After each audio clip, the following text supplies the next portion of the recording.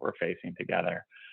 So I'm happy to introduce and give some context for what we're talking about. But I think first, Dave, you were going to do a little bit of that context setting.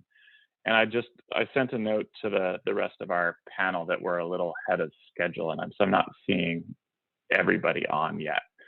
So Dave, do you want me to go ahead and give some just general context around water first? Because part, I think, of what you're going to do is give some context around what the Sustainability Board does for our panel too, eh? Yeah, I think it'd be a good idea to wait till all the panel members are here, and then I can share that. So go right ahead. That sounds great. Well, just to introduce myself, I'm Bobby. I work with Willamette Partnership. We're a nonprofit whose mission is really to help both people and nature thrive. So if you think of, we're building a sewer pump station, well, how do you actually completely reimagine that so that it's creating human health and allows for new jobs with food trucks and hiking trails? How do you think about how we recover from devastating fire in the Santiam River Canyon in a way that really sets up everybody in that canyon to thrive out into the future? Or how do you think about river restoration on Bear Creek there in Southern Oregon in a way that creates space for affordable housing and disaster resilience? That's the kind of stuff Willamette Partnership just loves to do. And John, I need to give you another shout out. John Miller was one of our co-founders. So it's just been at our back and at our front, and has always been a huge supporter. So John, just thank you for everything that you continue to do. We're going to talk a little bit today around kind of the context of water in Oregon. We talk all the time about how water is life, but we forget that a lot. And I think this year and past years, kind of as the governor started laying out, it's pretty hard to forget. And there's some really good optimistic things that I think went down this legislative session, and we've got some challenges ahead. So I'm going to give a little bit of context, and then we're going to invite Director Byler from Water Resources Department, Oriana from Verde, Rep Helm, Rep Owens to give some context around water. So I'll go ahead and start. And if there's questions or other things, feel free to drop those in chat, and we'll try and catch them as we go. And definitely want to leave some time for discussion at the end. But I think just to start with this opening slide, this slide came out of the 100-year water vision. And it's a vision that really looks at water across the landscape as something that connects us all. It connects where we work, how we live, where we play. And we as Oregonians have shaped that landscape and how we use water for generations. So what is it going to look like when we start looking 7 generations ahead for the types of water management we're going to need for how we live, work, and play here in Oregon? And I think I just wanted to start off with kind of the question as we move to the next slide, Dave, of, what would it look like if we treated water like we loved it, like really, really loved it? Secretary Fagan, you were asking about fond memories. For me, I was lucky enough to grow up with the Angeles National Forest as my backyard. And my parents would just kind of let me loose and say, get back before dark. And I'd be out exploring. I'd be playing in any kind of river I could, anywhere to this day. If there's water, I like to get in it. And for me, it's also where I knew I would fall in love and was in love with my now wife, Vanessa. I got a job up in Plumas County, up at the headwaters of the Feather River, and we were driving up together. We bought a really nice bottle of wine on the way up, and that completely blew our budget for the weekend. And so for the entire weekend of camping, we had a really nice bottle of wine and Pop-Tarts. And that's what we lived off on the weekend. And we were at a reservoir, and I knew that I was in love with Vanessa. And to this day, that's a really special place. It's the headwaters of the State Water Project. It's also the area that has burned up as part of the Dixie Fire this summer. We lost the bar where I'd hang out with friends from the Maidu tribe and loggers and farmers and ranchers and environmentalists all together. So those kinds of places really do connect us. But if we think about water as we love it, we start looking at the challenges ahead, and we don't have any choice but to act. If If you think about what's happening to something you love, you'll do anything you can to protect it. So next slide. So some of the big challenges Oregon's facing around water is partly dealing with kind of Oregon's great water myth, that a lot of us here in this state say, oh, we have tons of water. It rains all the time.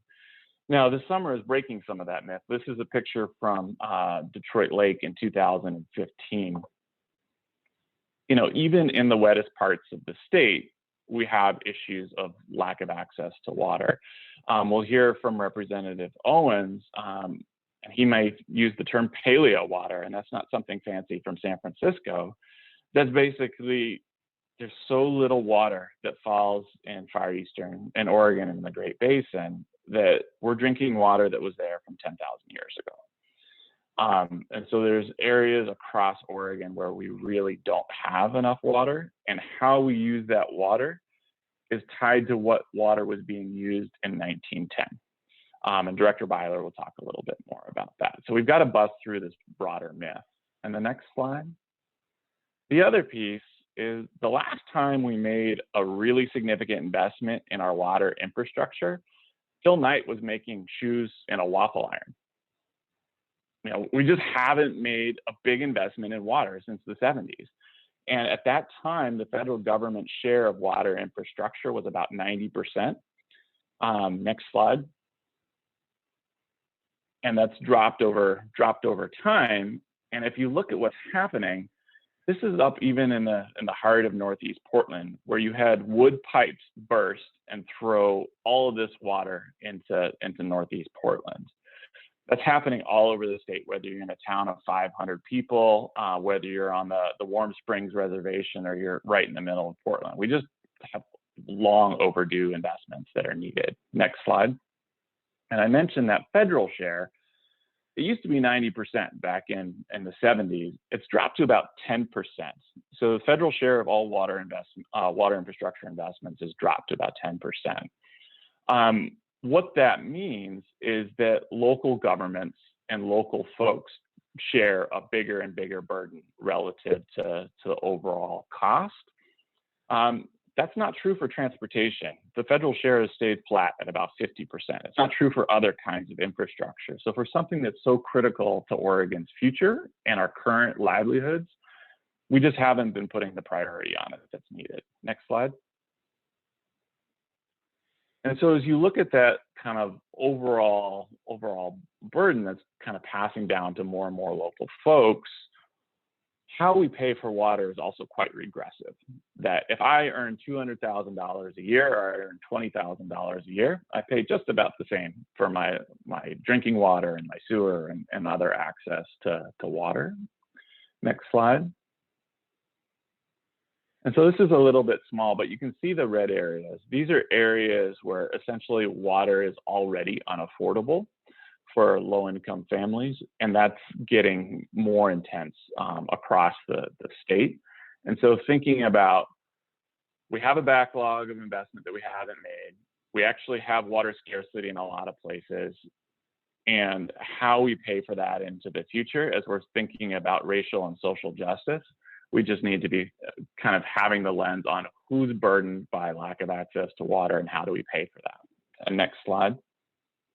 And so all of that is compounded by the fact that we're losing our major reservoir source. So we'll have 40 to 50% less water stored in Oregon snow by 2080. 2080 is not very far away. So if we're looking at how we manage our forests, how water is stored, where we can use it on the landscape, all of that we need to start moving on right quick. Next slide. I mean, the good news is that we've done a lot of this stuff before. So you see the slides on the left, and the upper left comes from Vanport, which was a failure of water management and has led to devastating long-term impacts on the Black community as well as other communities in North and Northeast Portland. But you see investments like in the Willamette River over the last 20 some years, and look at the restoration work that's restored habitat. You look at the kind of the other forms of infrastructure that have had impacts, for example, levee systems, but have also led to a lot of different kinds of economic activity. So Oregon can come together, and it has done it in the past, and it's time to do it again. Next slide. So just as an example, this is the Tualatin River in Washington County in the 1950s, flowing through Henry Hagg's legs. Go ahead and next slide. That same stretch of river looks like this right now. And a lot of that happened because Clean Water Services purchased a big chunk of water, dedicated that in stream, and has restored natural flows back into the river. And what was kind of looking at a building moratorium in Washington County is now a thriving economy, and water is right at the center of a lot of that. So we can do this stuff. Next slide. And there's people innovating all over Oregon, right? So in the bottom right, the city of Prineville built a natural treatment system that was able to reduce the cost of bringing new business into Prineville. You have restored fishing rights at Willamette Falls. You have irrigators that are working on irrigation efficiency that's getting more water back in stream, reducing energy costs and energy use for our farmers.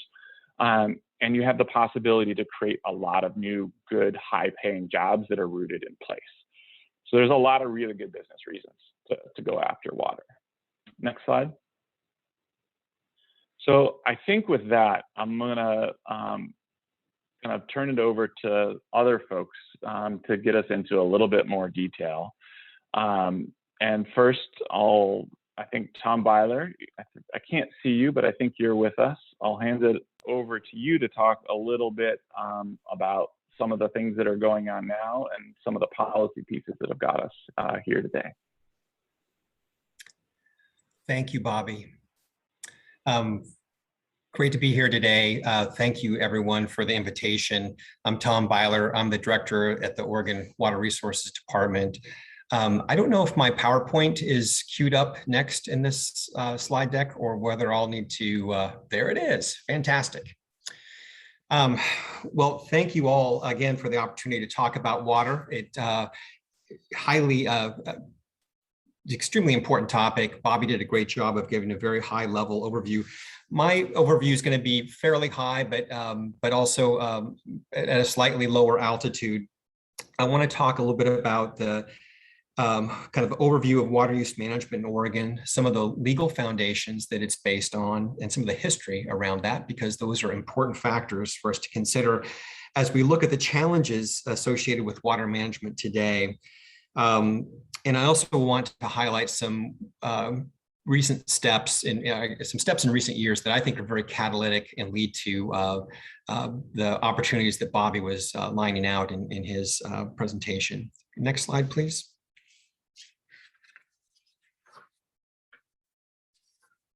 Well, who is the Water Resources Department? Well, we are a state agency that's charged with managing the use of water in the state. We are not involved with water quality issues.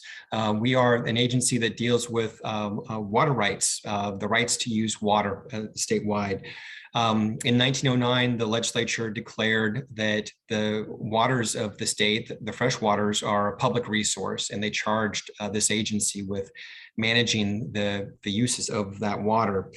The legal construct on which Oregon water law is based is from the 19th century, and it's called the prior appropriation doctrine, and many, virtually all Western states use a similar system, and it's really based on seniority. In other words, when one has a senior water right, and in times of water shortage, my agency is charged with protecting those senior water rights so they get to use their water. That means shutting off the junior users until those senior uses are met, again, in time of shortage. It is a system that works. It is a system that has been longstanding for many, many years. But it is not based on principles of equity. It is based on priority, and that is the system that we manage today. There are opportunities around that, and we can talk about that. I think in some of the remarks you'll hear from others, and at the end of my remarks as well. Water rights date back to the mid 19th century. We have water rights in the state that are from the 1850s. Water rights under our code began to be issued after 1909. You'll note in this timeline, I'm not going to go through a lot of detail here, but I just want to note a couple of things. One, at the bottom of the page, you'll see the state code from 1916 on the far left, and then you'll see the 2015 version on the right. It's a simple story there that the code has gotten larger with many legislative sessions under our belts. There's a lot of water law out there. It's also a body of the law that has a long history of case law and litigation dating back prior to the code, but certainly since the code has been developed. Also, I think it's noteworthy that when the code was first developed, the focus was really around surface water. And it wasn't until the 1950s that a statewide Groundwater Act was implemented into law. In addition, in-stream values that support fish and aquatic life weren't recognized in the code until the late 1980s. So there's been an evolution of the law over time. We are, in some respects, subject to the decisions that were made over this time period. And I think that's a complicating factor in terms of trying to find solutions around water issues. The bottom line here is for us is that we've got a legal system based on 19th century principles. Much of the infrastructure that supports water was built and developed during the 20th century, mid to early 20th century. And we're now facing 21st century issues, which I think is the crux of the challenge we have today. Next slide, please. Our challenges are, again, over this long arc of managing the resource. One of the big challenges is in this era of scarcity that we're in today, is that we have fully appropriated the resource in many parts of the state. In this slide, you'll see two maps. On the left is a map showing the state and water availability in the state during the month of August. This is for surface water only. The areas that are in the kind of the tannish color are areas where water is not available for new uses. The areas where there's kind of the bluish color, you'll note on the main stem Willamette River as an example, are areas where there is water available. The take home there is that in most areas of the state, during the hot times of the year when people need new resources the most, water is not available for surface water. The map on the right shows water availability for January in the winter. And you'll note there's a lot more blue shade on that map, which means, yes, there is water available for appropriation. The challenge here, of course, is people tend to need water during those months. And if they are going to use water, or if they are going to access water during that time of year, they need to build storage. That's expensive, and it's been a complicated issue to be successful on, given some of the regulatory requirements and competing needs associated with species under the Endangered Species Act and issues under the Clean Water Act.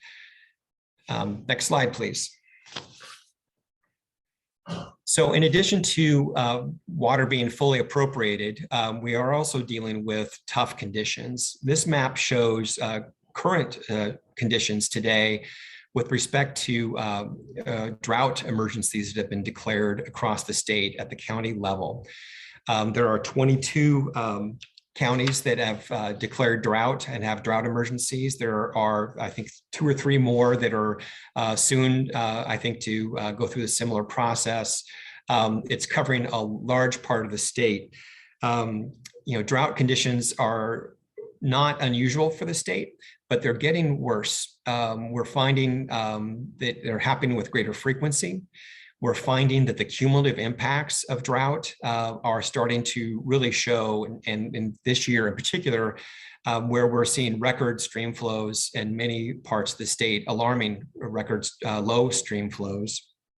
And we're also seeing historically dry soils, which is just another indicator that we're dealing with drought conditions and dry conditions over longer periods of time, and makes it very challenging for folks. The end result for folks who are dealing with the emergency situation range from wells going dry. These can be domestic users or other users no longer able to access water, and often finding themselves having to truck water to meet their needs. It means earlier regulation of junior water users, which means a shorter water season for irrigators around the state.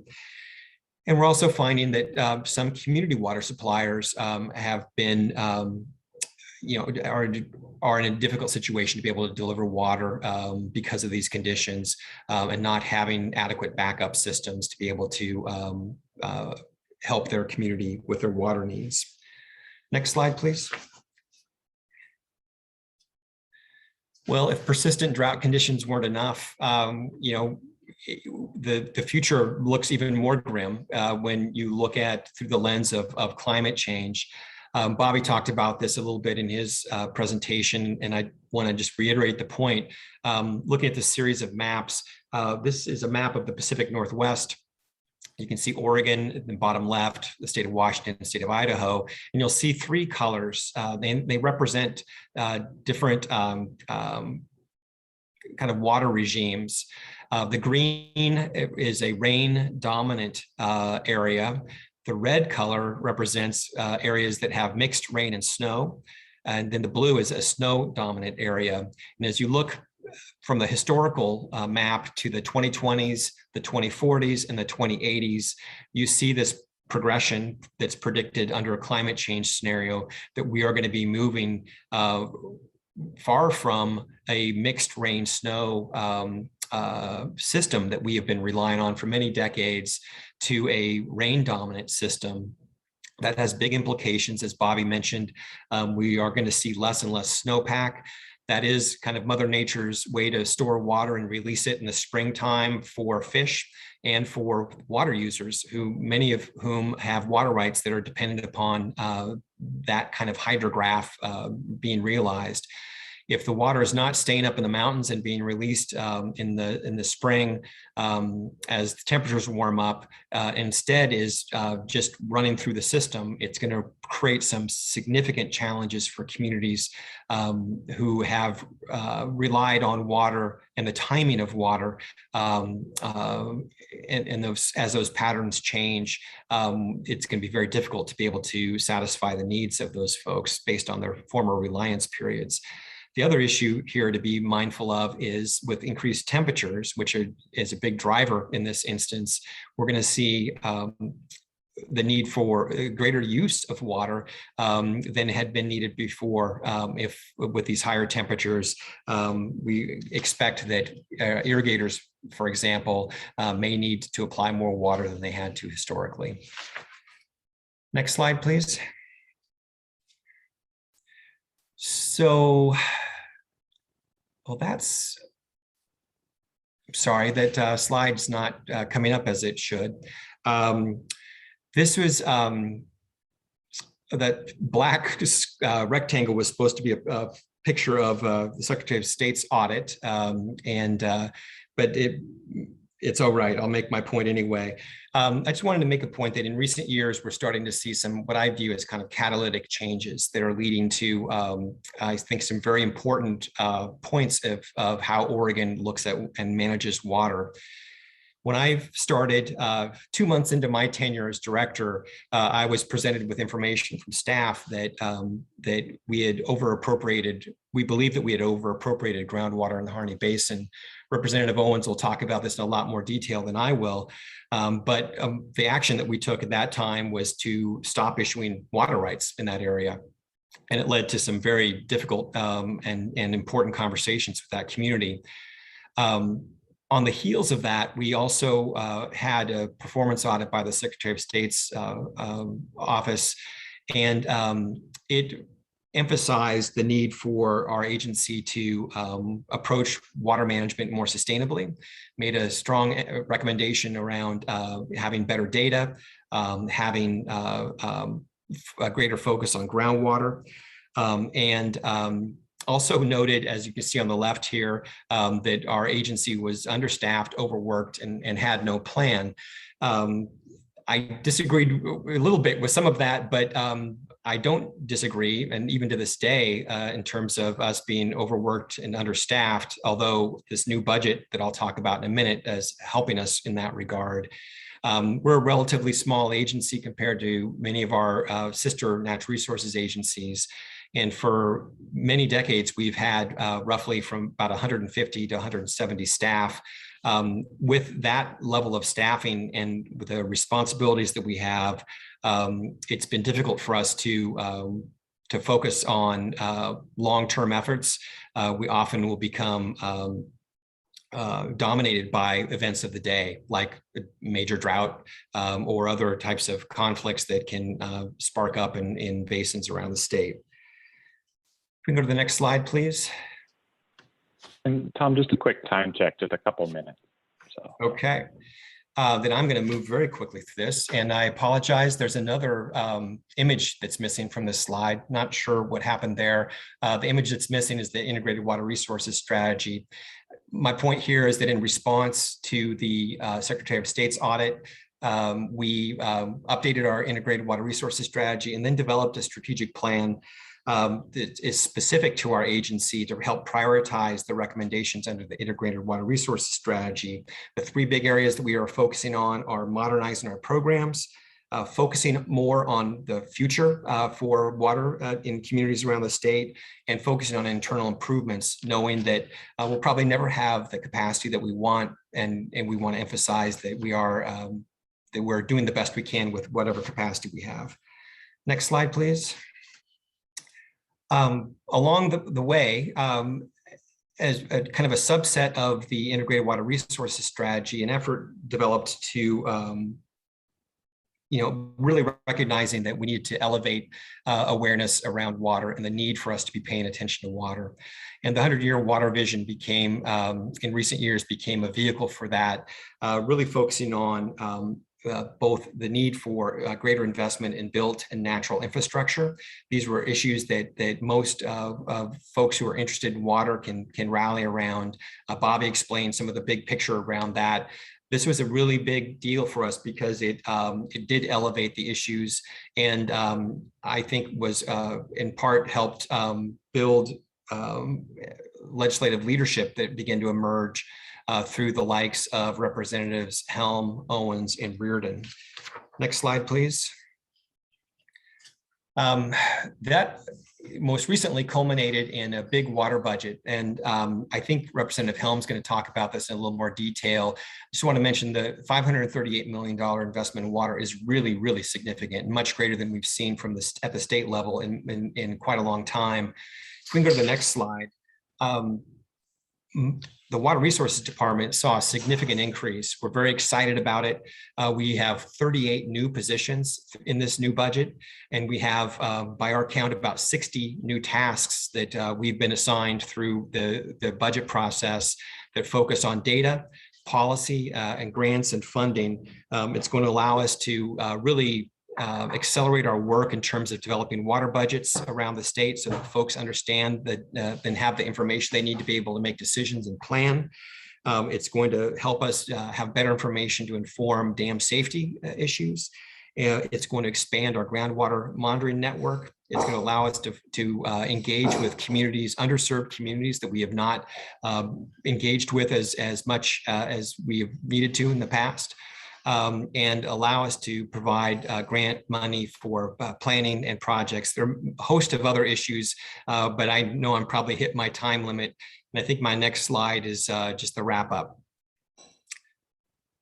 All right, Bobby, if you want to take the baton. Yeah. Cool. Thank you so much, Tom.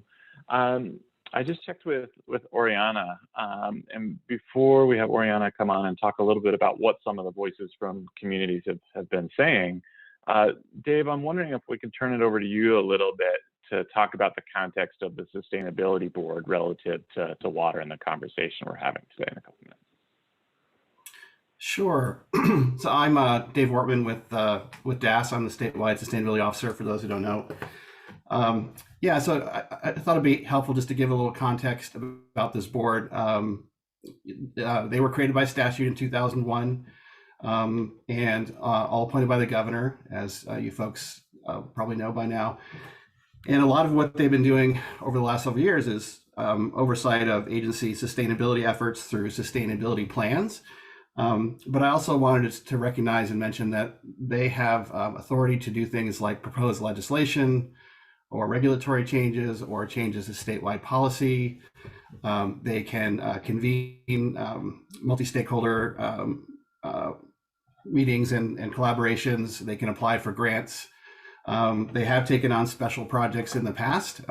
So I know John was very involved in, and others, in the collaboration between Oregon concrete producers and the Department of Environmental Quality to look at carbon material footprinting. And I think that was a great example of where the board took on a special project and a collaboration with different stakeholders and sectors. So just something to keep in mind for not only the board members in terms of future roles and questions as we get into those, but also for the rest of our panelists as you do your presentations. Yeah, thanks a lot for that, Dave. I'm sorry, I'm getting a little bit of, oh, that's my fault for having the echo. Sorry, Dave. But I think as we're going through it for the panel, it's hopefully you're getting the point that our water challenges really are all hands on deck. And it's something we need to be moving on, and it's a way we need to be moving in different ways than we have in the past.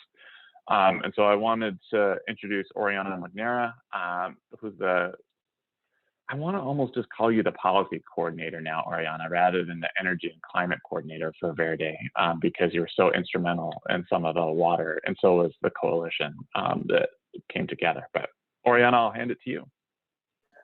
Thanks so much, Bobby.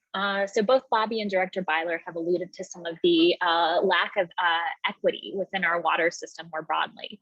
And if we need to have all hands on deck in order to solve some of the water challenges of the future, that means changing our system in ways that bring more people to the table and really value the experiences of the folks who are most burdened by different aspects of our water system, from affordability to water quality to resilience, as it relates to water infrastructure and climate and communities. I can go to the next slide.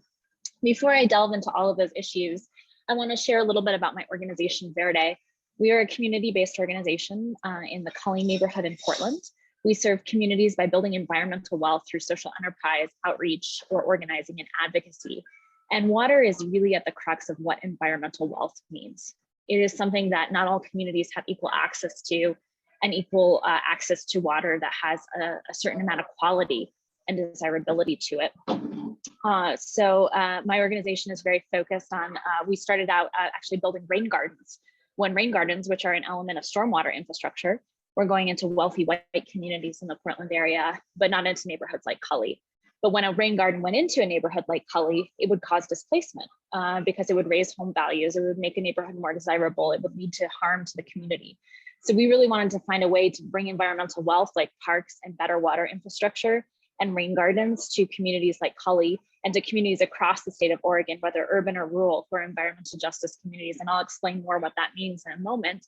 But we wanted to make sure that those communities could have infrastructure in ways that were self-determined, that met their needs, and that drew from their lived experience and the wisdom of those communities about how that infrastructure and environmental wealth should be built.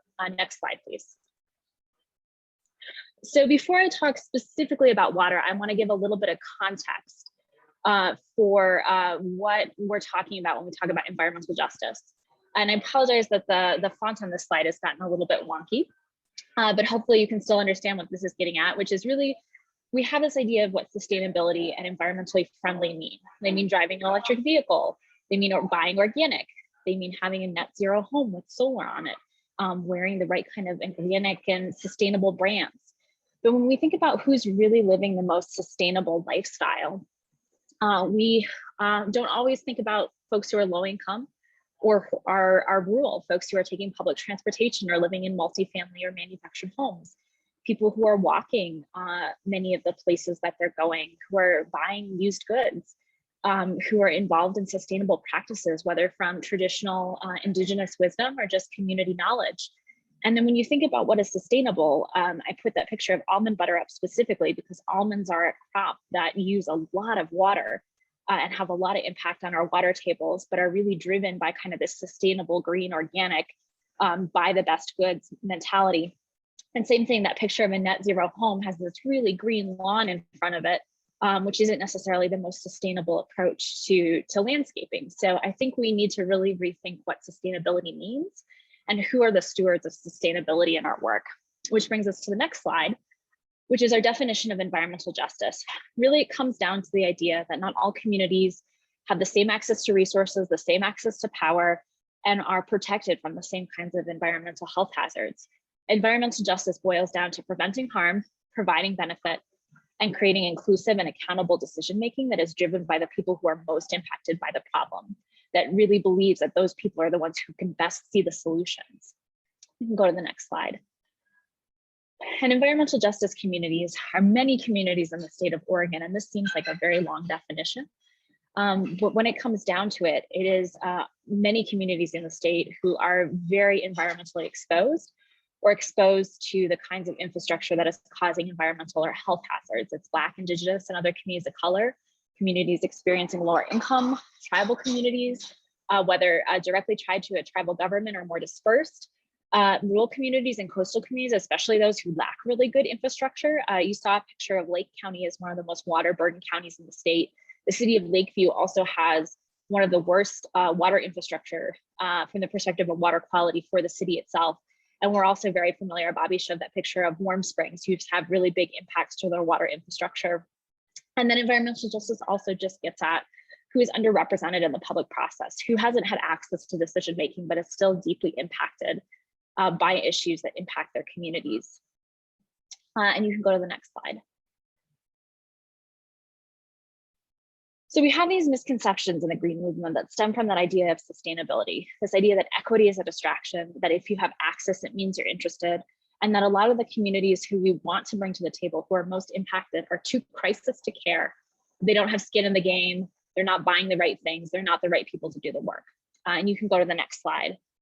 At Verde, we really try to move beyond those misconceptions and ensure that work is led by communities, that centers communities, that really understands who the most sustainable communities truly are.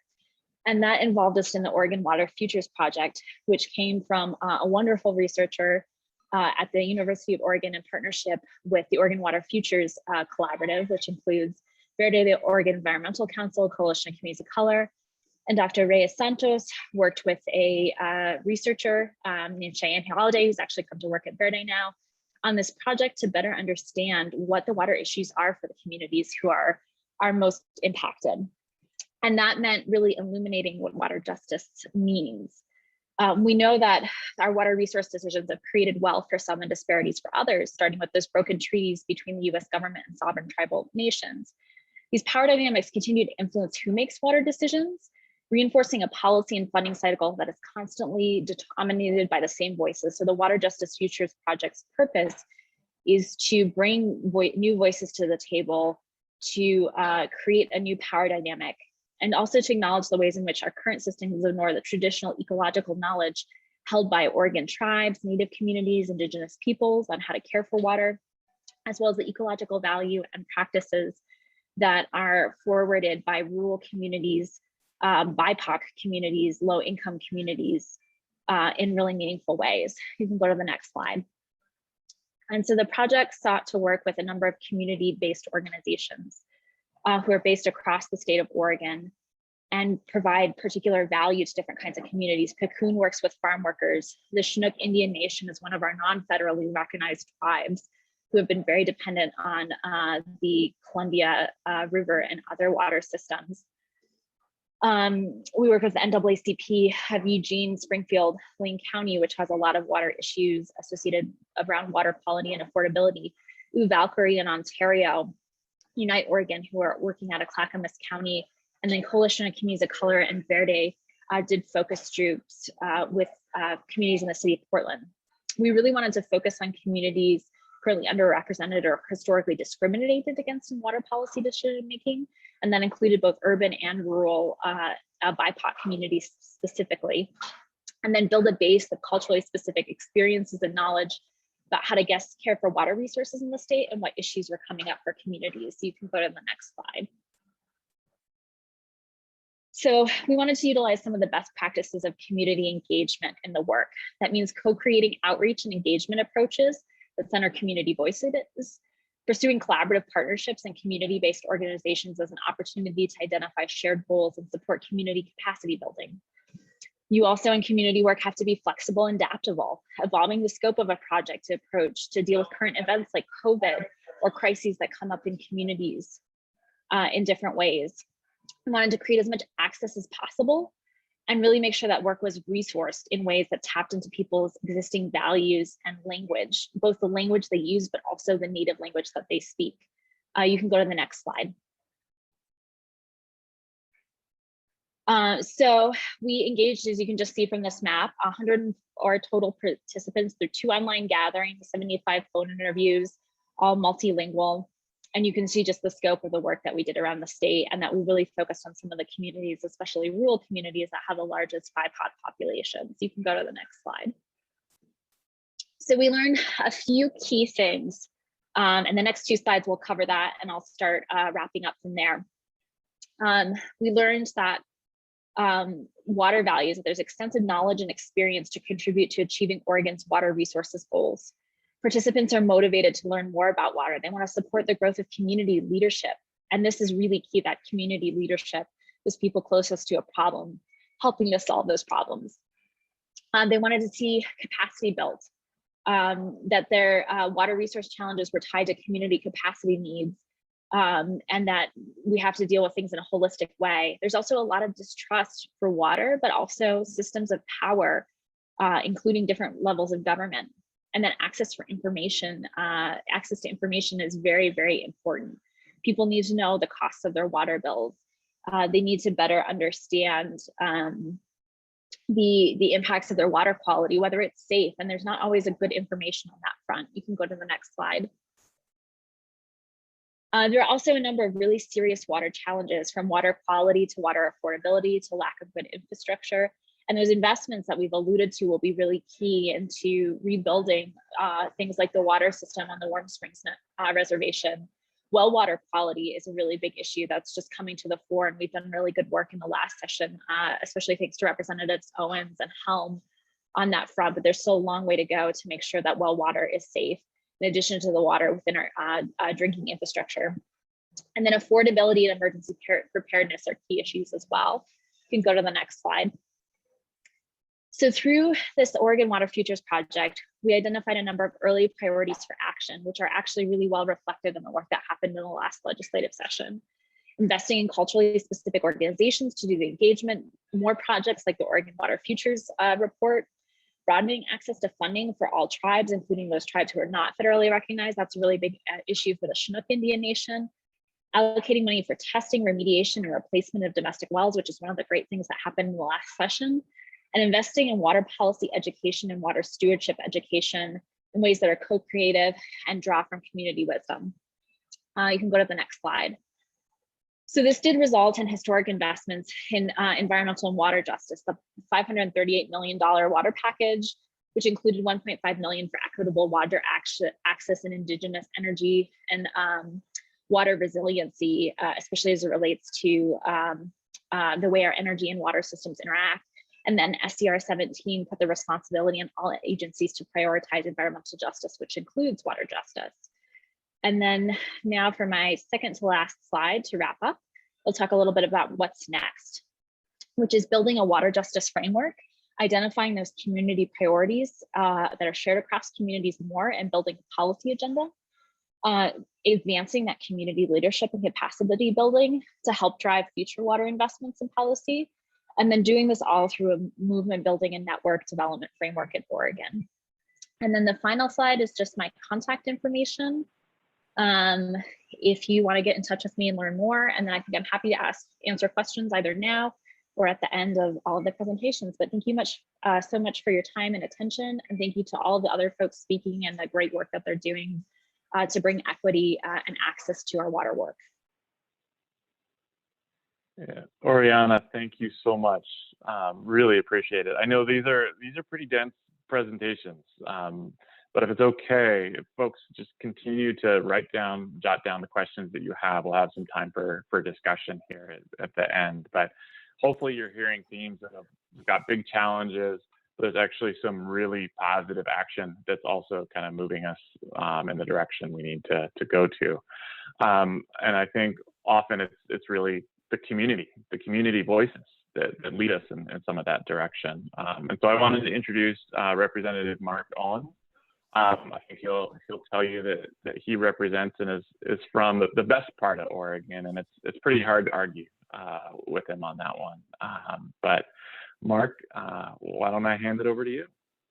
Thanks, Bobby, and I appreciate the opportunity, the Oregon Sustainability Board, to be able to present on water today. Because I can only see Bobby, I'm assuming you can hear me. We gotcha. Perfect. What I'm going to focus on today is groundwater. But before we go into there, I got to make sure that we're all aware that everything we do with surface water has an effect on groundwater, and everything that we do on groundwater has an effect on surface water. And as Director Byler said, we've been fully appropriated in surface water for quite a while, which has put more of a demand on groundwater as surface water dries up. We had a water tour a couple of weeks ago, and there was a statement about groundwater and surface water that made a lot of sense to me. The only difference between groundwater and surface water is time. At some time, groundwater will become surface water or has been surface water, and vice versa. Next slide, please. So my journey through water started about in 2015. Before I got into politics, I am just a farmer in Harney County. We've made a living through alfalfa farming and extraction of groundwater. And early in 2015, Director Byler showed up, and a couple of farmers and ranchers and us and a couple of people from the department started looking at some fields and started discussing the Harney Basin issues. And it became evident that we had a definite issue in the basin. In May 28th, 2015, the Water Resource Department came into our basin and gave a presentation to the community. And one of the slides in this presentation was this blue bar graph. I think I've used this in 90% of my presentations since then. And you can look at it, it says, 260,000 acre feet was the potential recharge that came to the basin from the Robinson study of 1968. And that is still the study we use throughout most of the state. Discharge to springs and streams was 89,200, remaining 170,800 for all other uses. All other uses. Groundwater use permitted in the county at that time was 261,292 acre feet. What did that mean to our community? Uh-oh, we did have a problem. Since then, the Water Resource Department has teamed up with the USGS to do a comprehensive groundwater study in the basin. Because of COVID, of course, that study has been delayed, but it's coming out this fall. And we've been working through a collaborative process through that the whole time to try to come up with how do we use less water in the basin? What does this mean? And we're making great progress. But that blue bar graph that you see in front of you made quite an impact on me. In fact, it might have started my political journey. Next slide. So I was looking at the blue bar graph and I was thinking, wow, this is probably might be a one-off in the state. I'm not sure how it occurred in Harney Basin, but it's understandable. Things happen. And then besides the Secretary of State office coming out in 2016, there was an article, Draining Oregon, by the Oregonian, mostly prompted probably by the Harney Basin. But here's one of the slides that they had in one of their presentations or one of their papers. They talked about other basins in the state. Somebody's going back into the 60s, 70s, and 80s that said they were overappropriated too, potentially by as much as 100 to 199% or 200%. So what had occurred in the Harney Basin in 2015 and prior was not the first time it had happened in the state. It was not a one-off. Something was wrong here, in my opinion. I started to learn more about water and found out that a lot of people in Western water law, this is what is supposed to happen. You overappropriate and you reel back in. That's the miner's code. That's the foundation of water rights in the state. That was still confusing to me. Next slide. By 2017, I'd got myself as a Harney County Commissioner. I got myself on the Groundwater Advisory Committee at the state level. And we were talking about water. And this is one slide that we used in trying to get a concept through the Groundwater Advisory Committee to support Oregon Water Resource Department in trying to get more information. So in 2017, 153 permits were issued for groundwater in the state. Of those, 79%, 121, in the review stated groundwater cannot be determined if it's over appropriated. So the state issued 121 groundwater permits in 2017 without the data or knowledge to know if there was the resource to use it. 29 of those 153 said it was not over appropriated. So more than likely very good to issue. 2 stated that groundwater was over appropriated. I actually believe those 2 were in the Harney Basin. Might add some specificity to the 512 rules that allowed that flexibility. So don't get too concerned about those, but we'll continue to have a conversation on the 121. Water Resource Department needs the information to make an informed decision. So I went and spent a lot of time trying to figure out how can we make this happen? Why is this occurring? Work with the Groundwater Advisory Committee, started going to hearings and Representative Helms committees and other committees talking about water, talking about Harney Basin, and trying to figure out why don't we have the information we need? Why are we still using a 1968 or 1972 study for the state of Oregon? Next slide, please. So as we're trying to figure out how to get that data and how to try to get those assessments done, let's flash forward to this spring, 2021. This is the current assessment of the information of groundwater available in the state.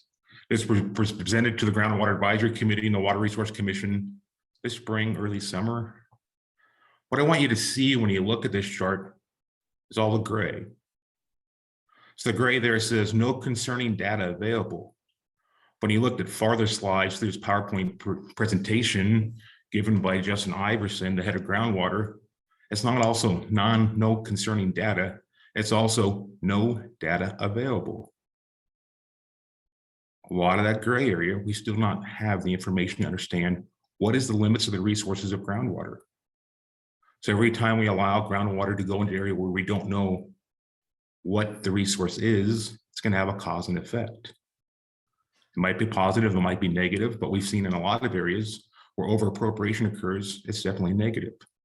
It's not negative for the ag community, it's a negative for the groundwater dependent ecosystems, it's negative for the social, the domestic well, it's negative for a lot. This is just not ag when we overappropriate groundwater. It also affects surface water, like we talked about in the very first slide. The areas you see of significant concern here are mainly administrative boundaries. So we're not even sure if we have all the information in those administrative boundaries, like the red through the center of Oregon. Those are state scenic waterways. Well, we still know there's a lot of challenges there besides the interconnection with state scenic waterways. We need data. We need data for the Water Resource Department to make informed decisions. Next slide, please. So 2021 assessment, here's a couple of their findings. 80% of the applications of groundwater since 2010 occurred in those areas of concern, those administrative boundaries. So there's still a lot of applications going into areas where we know there's issues. We probably need to look at this. We probably need to slow it down more. Maybe we need a new paradigm. And over half of Oregon lacks data accessible for the concerns of the analysis of the groundwater concerns for the state. So in 2021, still over half of Oregon lacks data. Next slide, please. So what has this caused? It's caused a lot of things, but one that I like to point out, next slide, please. So cause and effect, a lack of data, over allocation because of lack of data, produces regulatory approaches, which is the main way that the department can reel back in, which causes litigation and unsustainability. And the problem with the #1 regulatory approach that the department has is prior appropriation. So you shut off by priority date, which is Western water law. But it doesn't take an effect where the water has been put for groundwater dependent ecosystem, social, ecological issues. It's an axe going into a scalpel. But it is law, and it is the only regulatory approach they have once over allocation has occurred. So what do we need? We need data. We need basin and water budgets. plus cooperative regional approaches in order to manage this water. The community has to have ownership in how that data is collected, believe that data, understand the means of that data, work with communities, work with regional approaches to figure out how to sustainably manage water in Oregon. Next slide, please. Where are we going? So, next slide. 2021, we were successful in getting a great investment in water because of a partisan approach. Excuse me, wow, because of a bipartisan approach, we were able to successfully push this forward. Water should not be a partisan issue. Representative Helm and I are going to keep shouting that as long as we can. Water is a public resource managed by the state of Oregon. It's a public resource. It's not a partisan issue. Everyone needs water. Everyone needs a voice in water management. So for the data in the 2021 legislative session, we got 11.2 million to collect data. We got 5 million for equitable water access, state and local and regional planning. These are great investments at the start of this puzzle. Next slide, please. So besides having the data, like we said, we also need to make sure that we have regional approaches. So communities have to understand and have ownership of the hydrological budget. We need to focus those communities on how management regimes need to be changed, always partnering with the state.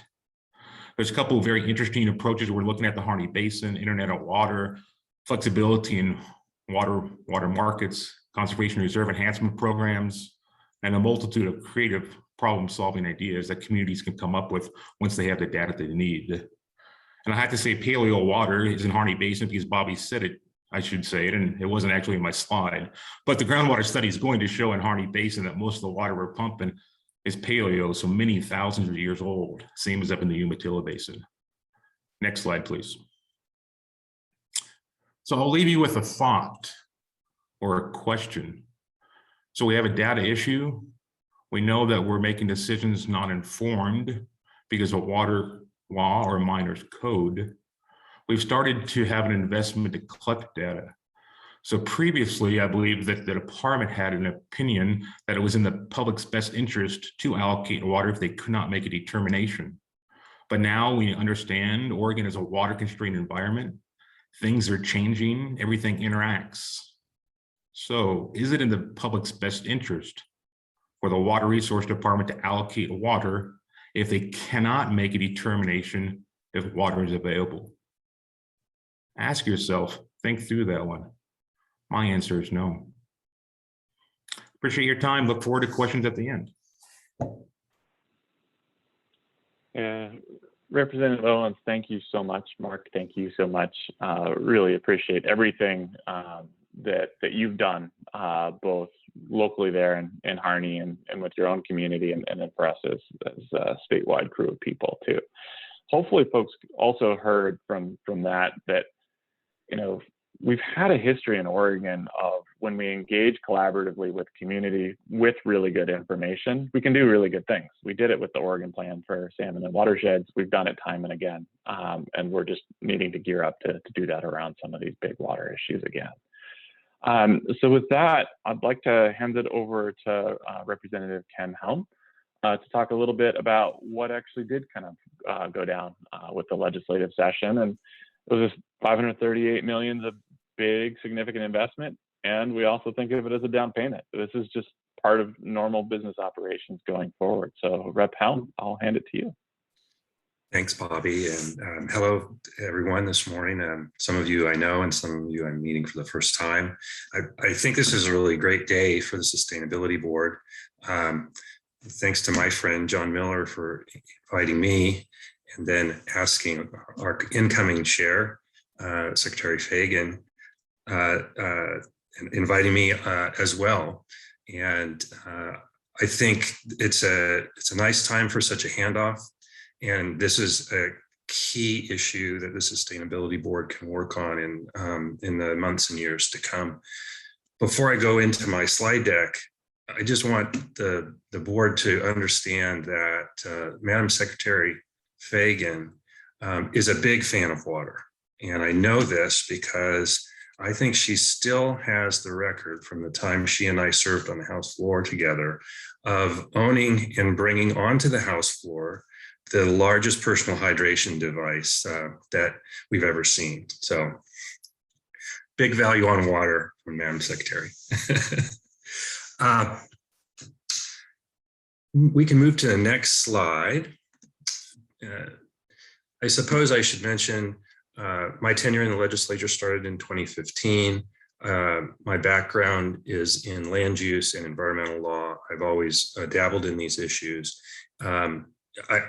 When I was the chair of our Environment and Energy Committee, I started working on water, which means I started stirring the pot with some bills that were controversial and didn't make it, but it started a conversation again within the legislature that had laid dormant for a while. And that paved the way for some of our success this session. Subsequently, our speaker decided it was a great idea to peel off water as a special issue and form a committee that dealt with it solely. So that is our only charge. I say only because we're going to talk about a whole host of other issues connected with water that are equally as difficult as the ones we've already talked about today. So we've had a water committee that's revived.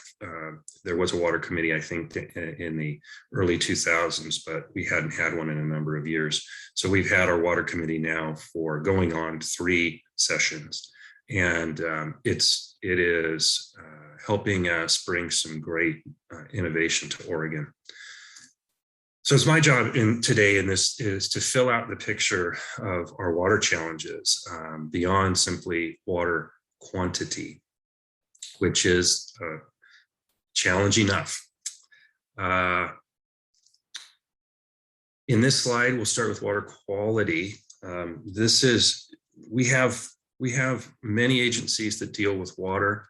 Besides Tom's agency, we have DEQ, we have ODFW, which is in charge of some of the ecological protection of water. And of course, we have Department of Ag, and many other agencies touch on water. So it's not just a single issue of where we have enough quantity to satisfy demand. Underwater quality, we did work this session on harmful algal blooms. We started that work a couple of sessions ago. Immediately after a harmful algal bloom took down Salem's water system. That occurred because cyanotoxin organisms developed in Detroit Reservoir, and Salem's system was not adequate to deal with that. And since that time, we've taken some steps with DEQ to try to get ahead of these algal blooms, at least from the point of view of knowing when they might start to develop, and then to track them as they move through their life cycle. So we have additional machines at DEQ that were funded, and we're working on additional training and staff to run those machines into the future.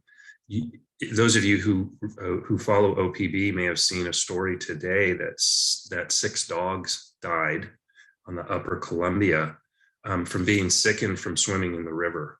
That's toxic algal bloom in action. It is dangerous to animals, and it can be dangerous to humans. So we have to keep track of that. On the municipal side, we have tackled an issue that's been sort of submerged, no pun intended. Flushable wipes are clogging up our municipal wastewater systems. They do not disintegrate as they should. They go into the system and they get stuck in the pumps. They burn pumps up and require the folks that work at our wastewater systems to, by hand, reach their arms into these giant pumps and tug the blockages out. I wish that I could show you the photos of what that looks like. It would make an impression on you, you won't forget. We started trying to tackle this problem through an education campaign, and we passed a bill this session that says all of the flushable wipes must be labeled as such. And as we go along, we're going to need to track whether these flushable wipes actually do disintegrate. And hopefully the education campaign will simply keep them out of the waste stream, and we'll solve the problem that way, but more work may be needed. Just a reminder that DEQ has a number of water quality responsibilities out there, and that they permit all sorts of uses, and they are the primary agency for making sure our water quality is what it should be, especially effluent. OHA, the Oregon Health Authority, is in charge of drinking water quality, so they team up on that. Mark covered a little bit, and so did Tom, water quantity and planning. The major issue there is, to repeat, is data gathering. We need better data. We put some money toward that to empower the department to get better data on water quantity in the state. And that will pay off dividends down for many years to come. We also did some adjustment of agency fees. That's just know that all agencies dealing with water are administrative agencies. They have budgets and they have people that administrate those budgets. And a lot of the funding for those activities comes from user fees. And so we're constantly balancing what is the appropriate amount that the user or the person or entity asking for a permit to do something, what that fee is, what their burden it should be, and balancing that against the overall state value of having a system that can regulate and protect water. Water infrastructure. We had a great success this session around septic systems that you can see on the slide. We have thousands of septic systems in the state that are old and on their way to malfunctioning and failing. A few years ago, we appropriated a few $1 million to enter a public-private partnership with Craft 3, which is an administrator of funds, and they administrate loans for these public purposes. They were able to help folks that have no resources to fix failing septic systems to get their systems repaired. And we refurbished that fund this time and got more money flowing again after it had run out of money. That's a statewide problem and a statewide solution.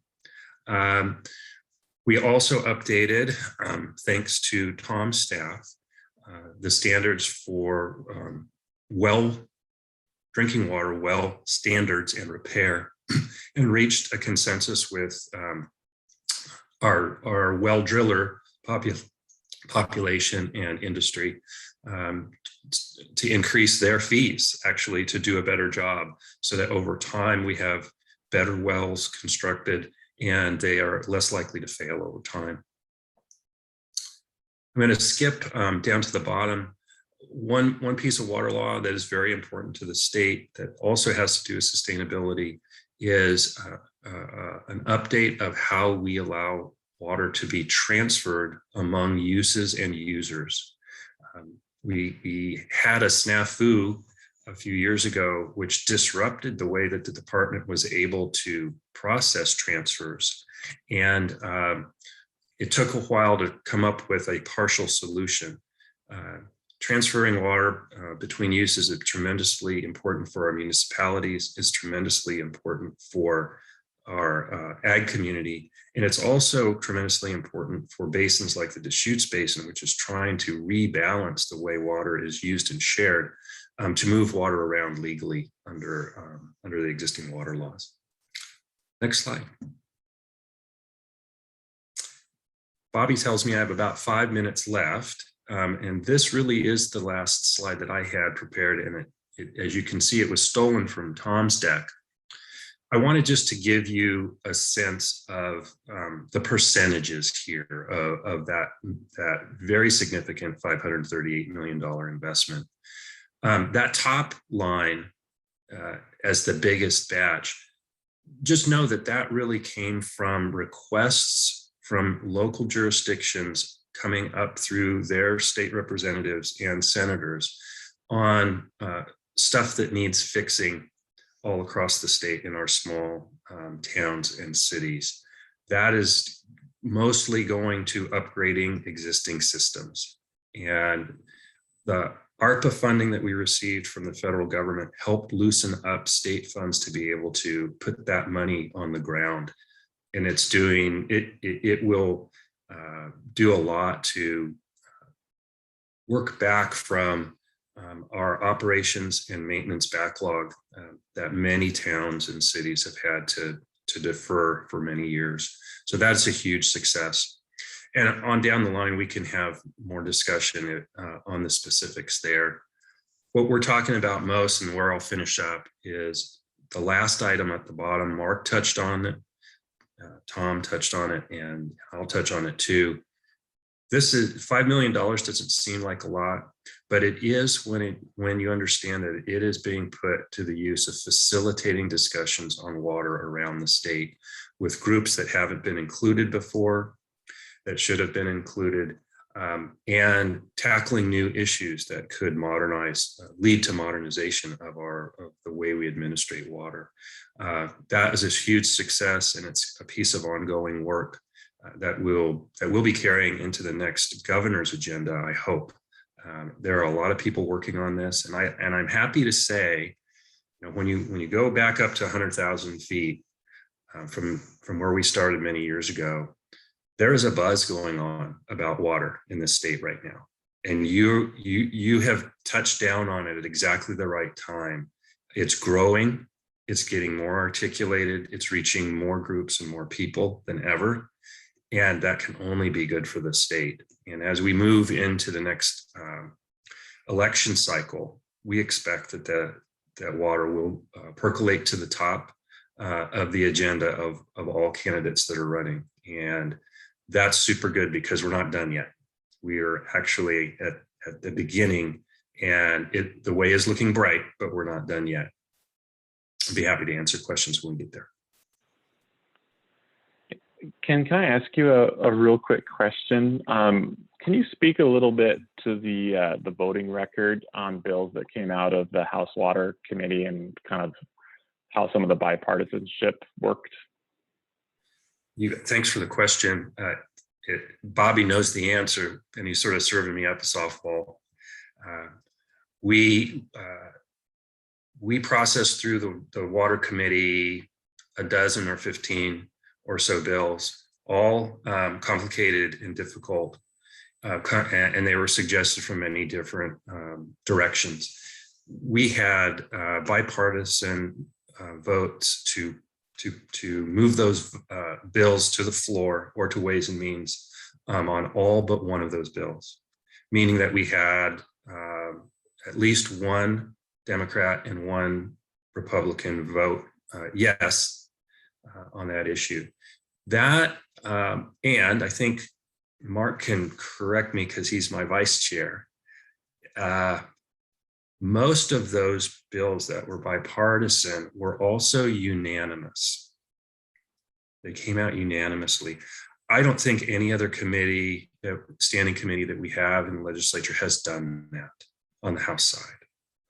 And so that puts an exclamation point on Mark's and Tom's point, and the perspective that Oriana brings too. This isn't a partisan issue. It shouldn't be. When you get down to solving problems, the only way to solve them is to take care of all aspects of water that bear on the question you're trying to answer. And that just it doesn't make sense to have that be a partisan answer. And I think that's why we're starting to have success in this way. Yeah, thanks for that.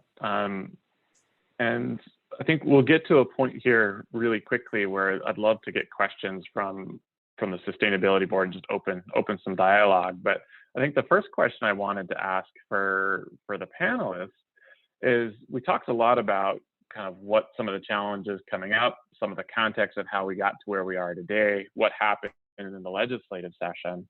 But a number of you said, hey, we're just getting started. So just curious from you all, given kind of the themes around, new leadership, new voices, need for investments, need for data, need for collaboration. What do you see as like the key next things that the state needs to be working on or focusing on, whether you want to give that a 2-year time frame or a 10-year time frame? And Mark, if I can maybe pick on you first, and then Oriana, and then Tom and Ken, or anybody who wants to jump in, but roughly that.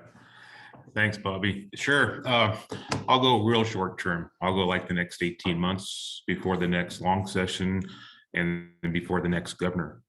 So I think Representative Helm and I and Representative Reardon and a few share a mission to make sure that the governor's natural resource priority will be water. Governor Kate Brown tried that, and through COVID, I mean, it's just happened. But we have a mission to have conversations to make sure that whoever leads this state in a year and a half will take water up. This needs to be a priority for the state, needs to be a priority for the gubernatorial candidate, the presiding officers, water resource department, and everybody.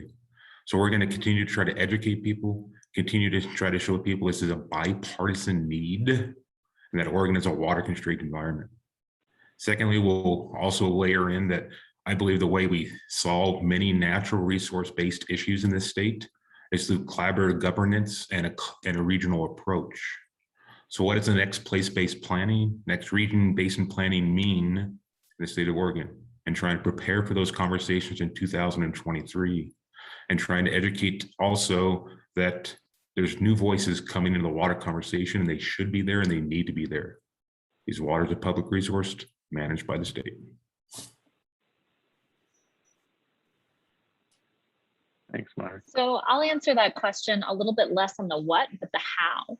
And the how is really a more grassroots approach to policymaking, a more grassroots approach to getting those ideas to the next governor about what needs to happen on water. And that means starting with community conversations, and in particular, community conversations that center the kinds of communities I talked about in my presentation, especially rural communities and coastal communities who are most impacted by the water tables that Representative Owens named in his presentation. So I think really, rather than thinking about a top-down approach to the work, thinking about more of a grassroots up is what will be very needed, and really drawing on new ideas and solutions that haven't been part of the policy conversation yet, because the voices that are coming forward aren't voices who've been able to be part of those conversations in the past.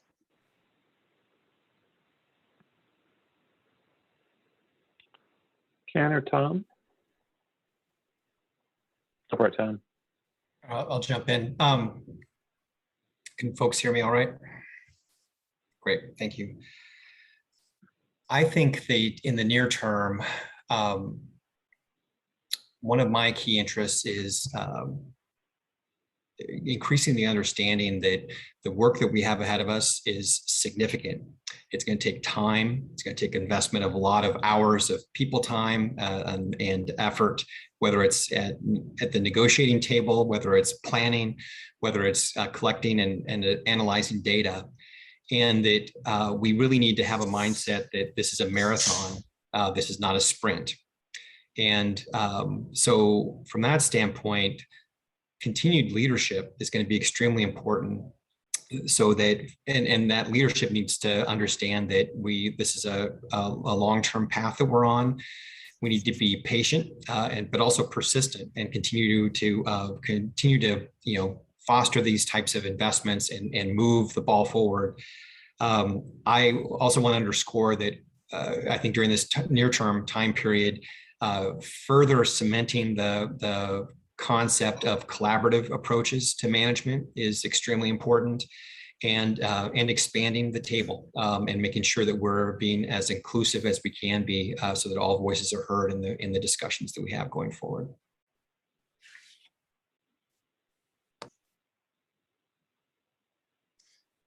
Well, Bobby, I'll just add, those are all great perspectives that I share. And Tom and Mark and I and Rep. Reardon, Maida Lofsgarden have been spending a lot of time on Zoom together, talking about it during this summer, talking about this very question. And we're trying to tee up the next 18 months well, so that these inclusive conversations can occur in a way that people feel are constructive and meaningful. We don't know what the outcome of those conversations will be. We could guess, but the conversations themselves have to determine our direction. And particularly, as Mark mentioned, we have an interest in regionalizing the governance of water, but we still have to maintain the state's fiduciary and other responsibilities over our water law. How to do that could vary from region to region, from basin to basin, but we want to try to empower the folks that live in those basins to start telling us what their priorities are for what they need, so we can get the tools in the toolbox to make that happen. Beyond that, we are dealing with a system that is over 100 years old, trying to fix problems that are coming at us in the 21st century. And it really needs updating. To get the fixes we need, though, we'll have to trust each other, and we'll have to find ways to share water while not injuring any of the existing beneficial uses or interests that rely on protection from the state. So as Tom said, this is a marathon because these are long-term tough conversations. Yeah, thanks all for that. And I'm already starting to see some conversation in the chat. That's awesome. So there's a question about whether we're recording and going to post this. Dave, thank you for posting an answer to that. Yes, we are recording, and yes, it looks like this will be posted up on the Sustainability Board's webpage. So we're going to change gears here just a little bit and just kind of try and move us into a little bit more of a dialogue. Secretary Fagan, I see your hand up. That's awesome. A great way. In your reactions button on the bottom, if you want to just lift up your hand, I'll try and spot that as much as I can. If for whatever reason I'm not, feel free to put something in chat, or if not, just holler, just shout out, and we'll try and have that. And then I think too, let's not just have this as a dialogue between the Sustainability Board and our panelists, but would love the board talking self. If some of our guests or members of the public would like to chime in, I think that would be just fine too. So Secretary Fagan, hand it to you. Wonderful. Well, first off, Bobby, Oriana, and Tom, and Reps Owen and Helm, thank you. That was, as I think somebody said, dense, and that is that's definitely the word that I would use. And I really appreciate just a really thorough overview, because as you alluded to, Rep Owens, this is a complicated issue, and this is a long-term issue, and this is not there's no red and blue water. There is just, we need clean water, and we need it in all corners of the state. And so I really appreciate that. I think my question is going to be kind of obvious as the newbie here, but as the new chair of the Oregon Sustainability Board, what role do you see the Oregon Sustainability Board playing? What can we do to help with this conversation toward, not just a conversation, but toward long-term sustainable policy? And I don't know if any of our panelists want to take a first run at that, or Rosie, I saw you come off mute, and Lisa and Rex as well. Anybody who wants to grab that one first? Well, I would love to take a stab at it just a bit. So Lisa Gaines here, and this is sort of an idea that I had spoken with John Miller earlier this morning. I am working with Lisa DeBrucare and Oregon State University Extension, Oregon State Sea Grant, and the Institute for Natural Resources, helping with the place-based water plans that are part of OWRD. And as we are doing the plan, we're helping putting together an implementation plan. And as part of the implementation plan, and there are 4 planning areas with this, and I believe that Representative Owens is part of one, and he's been very actively engaged in that, is that these groups have really invested a lot of community and stakeholder time in building these, to developing networks, understanding what's going on, figuring out gaps, and laying out these really wonderful plans. And to actually implement these plans will take the partnership or the potential partnership of state agencies. Now, how that ultimately lays out, we really don't know. But what I think about the role of us with this Oregon Sustainability Board is that we have a number of things that were laid out in our legislation. And one of them really talks about how we are supposed to be able to help think about healthy urban and rural watersheds, including habitats for fish, helping with clean and sufficient water for all uses. One of the things that we have typically done is review the sustainability plans of the state agencies. Now, what I would like to propose is that as we move into the implementation plan of some of these place-based agencies, how can we as the Sustainability Board say, this is a statewide issue? Can we somehow have this be a criteria within our Oregon sustainability plans that agencies have to write as to how they can serve as potential partners to these communities to allow them to be able to better implement these? What I think that does is it rolls it up to a higher level of the executive level of the agencies to be able to say, we have bought into this. We believe in state place-based planning. We believe in state place-based implementation. And here's a way that we can sort of continue to have our accountability. That's one thing I think that we, as the Oregon Sustainability Board, might be able to contribute. It's just an idea. I woke up with it 2 days ago. Not really sure. So that's one. The other one, I believe that Bobby and Representative Owens had heard once when we met maybe 3 years ago out, was it the Sylvie Ranch? Was that where we met? Yes, thank you. Was this idea about the storytelling, and we with the Oregon Sustainability Board has taken this on.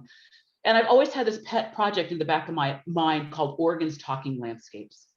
And so we think about water across the landscape. How can we create this oral history and this picture of understanding not only our past water and our paleo water, but our present water and our future water, how we interact with the landscape, and getting these stories from landowners, from legislators, from school children, et cetera, and building this really fantastic oral history.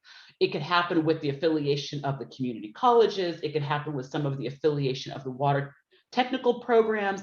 And I think it will just be a wonderful way of laying out not only where we are, but where we want to go. Those are my two off the cuff ideas. And thank you for giving me the time. Well, thank you, Lisa. You got a couple claps on that one.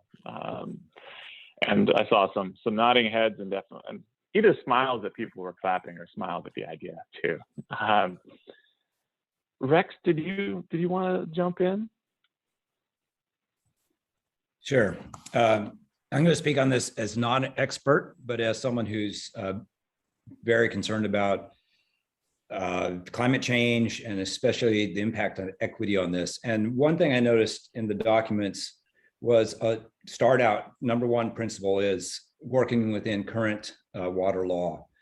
And I would say that as I'd say, I'm the kind of the person that says, well, why are things broken? What's happening? And then also looking at much of our legal structure set up to benefit the existing or maintain existing structures. And especially with climate change and our increasing knowledge, and specifically in this area, it seems that is one of those things that we should be questioning. And I understand why the agency states it as a number one principle, because that's their job. But one role that the Sustainability Board could serve, because we are disinterested in, we're in disinterested parties on this one, is to be a sounding board about what might happen versus let's try to maintain the status quo and work within that.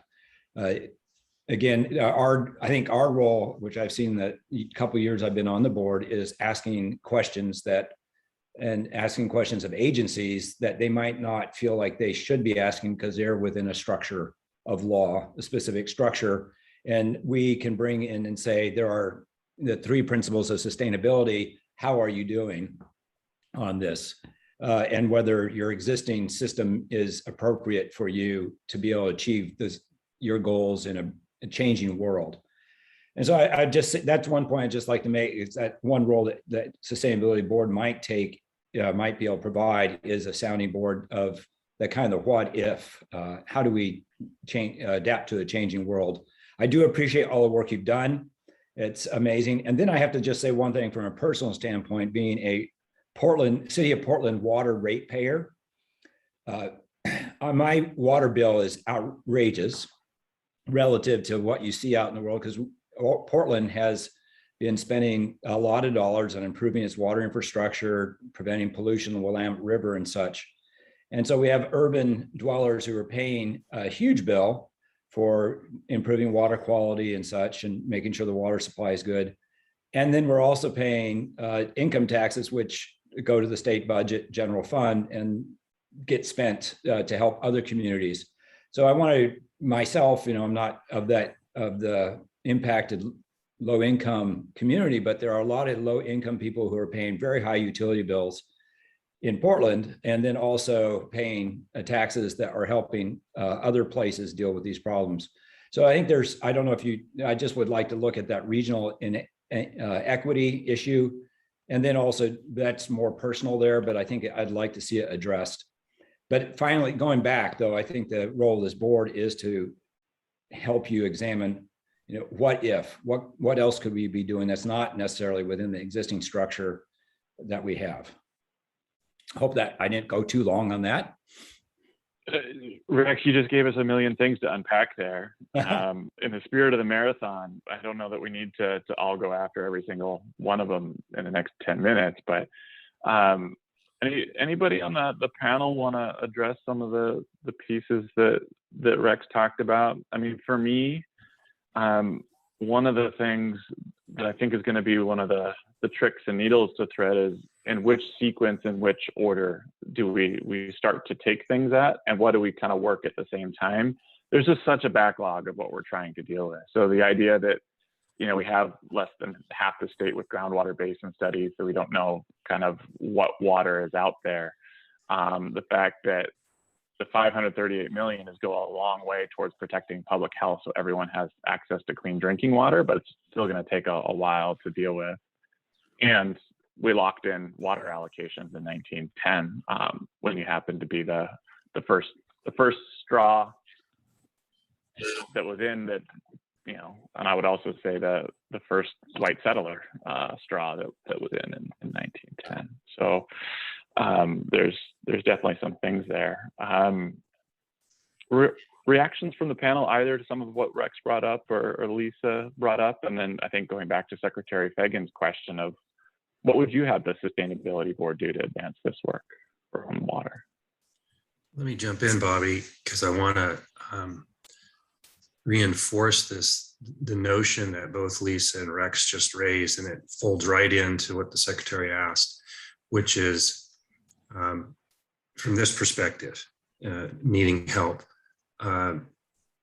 For most of the agencies, if not all that deal with water, they're coming up against new innovative thoughts about how to manage water from cities, special districts, and others that don't fit the existing regulatory regime.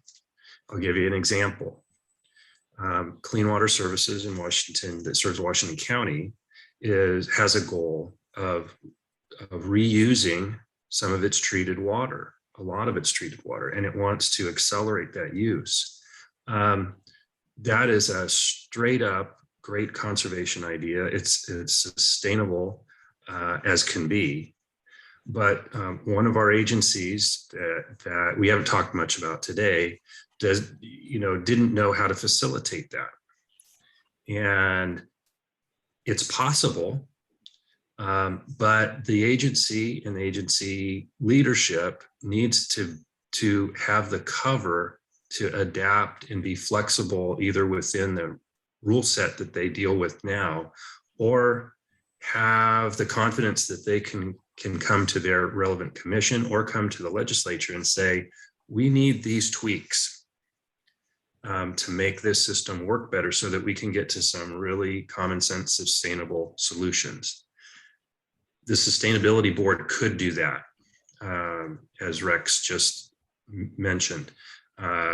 Test those notions of flexibility where the rules seem to be falling short of the goals we want to reach. I think that's a great function for your board. Thanks, Ken. Oriana, then Rosie.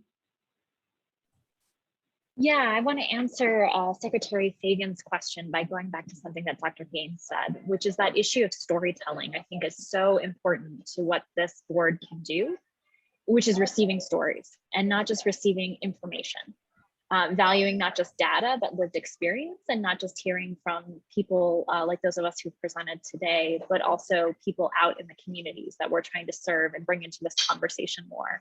And that means as a board, whether virtually or in person, having meetings and experiences that actually allow you to go and see what communities are experiencing as it relates to water. We recently, a number of us visited Representative Owen's farm in Crane and did an incredible water tour where we learned about some of the groundwater issues that are coming up in the Harney Basin. We saw what irrigation modernization looks like and the importance of water in agriculture in the Harney Basin. As it is in many other communities. And that was really impactful, at least for me, and I think for many others. And I think the more in government associated work or policy associated work that we can be out in the community actually experiencing and learning firsthand what people are experiencing, the better the work can be. So that would be my biggest encouragement to answer any of the problems that come before you, not just water, but which is really to be community oriented, to be story oriented, and to be really people oriented in your approach. Yeah, thanks, Oriana. Rosie, and am I pronouncing your name right? It's pronounced Raji. Raji, okay, thank you. And sorry. And that's quite all right. I answer to almost anything that begins with an R. It's an unusual name. I had a couple of thoughts and a brief personal story. My property is located in Grant County in a sub-watershed of the Middle Fork of the John Day River. And I'm living with a lot of the things that have been described by the panelists today. Among other things, there are two creeks on my property, and it's the headwaters of these two creeks that have gone dry this year for the first time in historical memory. That problem is being fed by a number of different elements, climate change being one of them, and the fact that this is one of the many properties in Eastern Oregon that are being affected by one of the slides that are by the phenomena that was depicted on one of the slides that Representative Owens shared today about the diminishing snowpack as we watch this landscape shift from one that was dominated by a water bank that was fed by snowpack to a water bank that is now increasingly being fed by rainfall.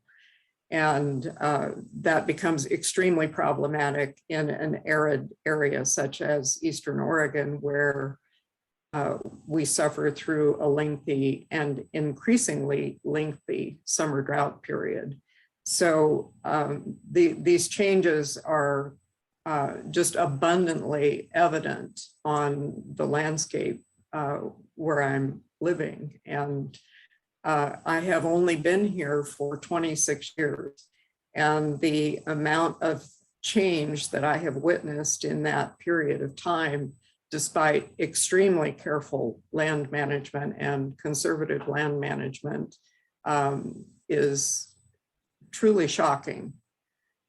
So I strongly encourage the Sustainability Board to approach this issue with deep gravity. It's something that is truly a matter of peril for our state.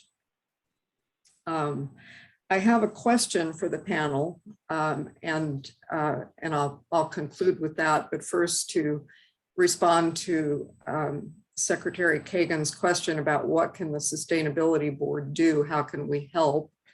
I think one of the most important things that we can do is to help be a more constructive voice in reshaping the concept of sustainability.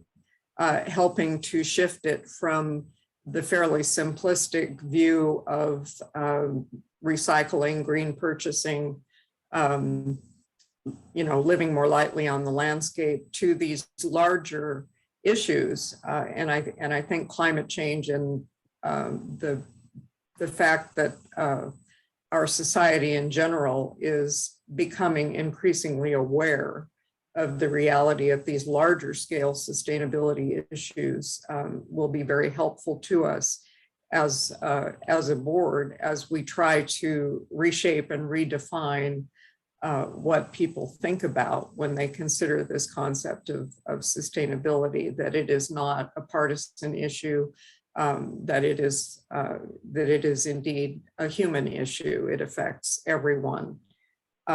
My question, however, is a little bit more along pragmatic lines for Mr. Byler and Representative Helm and Representative Owens.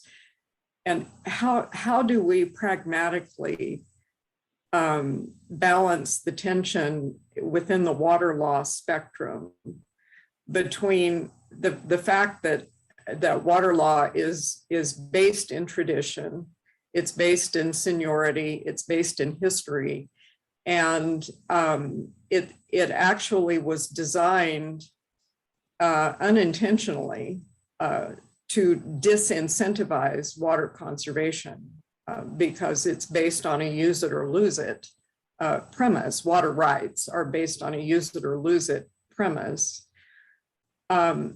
Pragmatically, how do we shift societies and water users attention and emphasis from that historical perspective to our need to be looking to a very different kind of future? And are there ways that I, as an Eastern Oregon citizen, may be helpful? Well, Raji, thank you. Tom, it seems like there's a couple things on your plate beyond what you had in mind a minute ago. You want to take it? And then Mark, I'll go to you, and then Ken to you if you want to add in too. Well, let me just first say, wow, great observations and a great question. Really appreciate it. I think that I don't think there's an easy answer to your question. I do think that some of the ingredients are in the mix right now in terms of some of the recent legislative efforts and some of the programs that we're starting to build, and some of the shift of culture that we're attempting to do within my agency around how we approach water. And I think that our best opportunity for success is to work closely with the people that are experiencing the water issues and involve them in the decision process, which means we need to have the data, we need to have the information, we need to have the community side by side with us as we develop that data and assess that information so we can put ourselves in the best position that they trust the information and build relationships so that we can so that the broader community involved has at least the opportunity to understand the issues, to weigh in on the issues and provide some input on what the solutions might be. To me, that's the best ingredients for success. It's not for the faint-hearted. It takes a lot of time. It takes a lot of effort. I know Mark can attest to that. And there's no guarantee that you'll get where you want to go because there's so many variables that are at play. But I think building that kind of foundation provides the best opportunity for us to be successful. And if I could, just because I wanted to respond to the broader question about what the Sustainability Board could do, and I was reflecting on Rex's comment about innovation and change, and I want to just convey to this group that my agency is not opposed to innovation and change, but we also recognize that it's hard to come by. And so I think that the Sustainability Board could play a very positive role in to be a catalyst around innovation and change. But I want to encourage you as you do that, and I'm stealing a comment from Oriana, it's really about how you go about it is as important as what you want to do. And I think that's another key element, and that, you know, how we have these conversations, who's at the table, and making sure that we're really approaching, and if you could encourage collaboration and inclusiveness as we wrestle with these issues, I think that puts us in a better position to make meaningful changes at scale around water management issues. Yeah, thanks, Tom. One of the things that came up for me as you were talking about collaboration is just a reminder that there's really good collaboration and there's a lot of quantity of collaboration. And I think those are two things that, as we're talking about collaborating on healthcare, collaborating on energy change, collaborating on early childhood education, that figuring out how all these things can kind of connect. And that connective tissue is something I've seen the Sustainability Board be good at thinking about. Mark. Thanks, Bobby. Great question. I could spend an hour having a conversation with you to get through this. So my answer will hopefully also lend itself to what maybe the Sustainability Board can do. So it's going to take a paradigm shift with water management in the state of Oregon. Prior, not judging, it was in the public's best interest to allocate water for economic development and stream rights recreation. Now, as we're learning that most of Oregon is potentially overappropriated or not enough data, we need to change our way of thinking. The biggest threat to a potable domestic water supply, the biggest threat to a senior water right, the biggest threat to a groundwater dependent ecosystem or salmonoids is the continued overappropriation of water in the state. So we have to give the department, the legislative, the water community, the ability to change course, and change course as we're collecting that data. In order to make a determination is, hey, we need to put a pause on this. What we're doing now because of Western water law, minor code, is not going to work anymore. We don't judge what had been done in the past, we look forward. And as Director Byler said, as we put a pause, it's going to cause some conversation.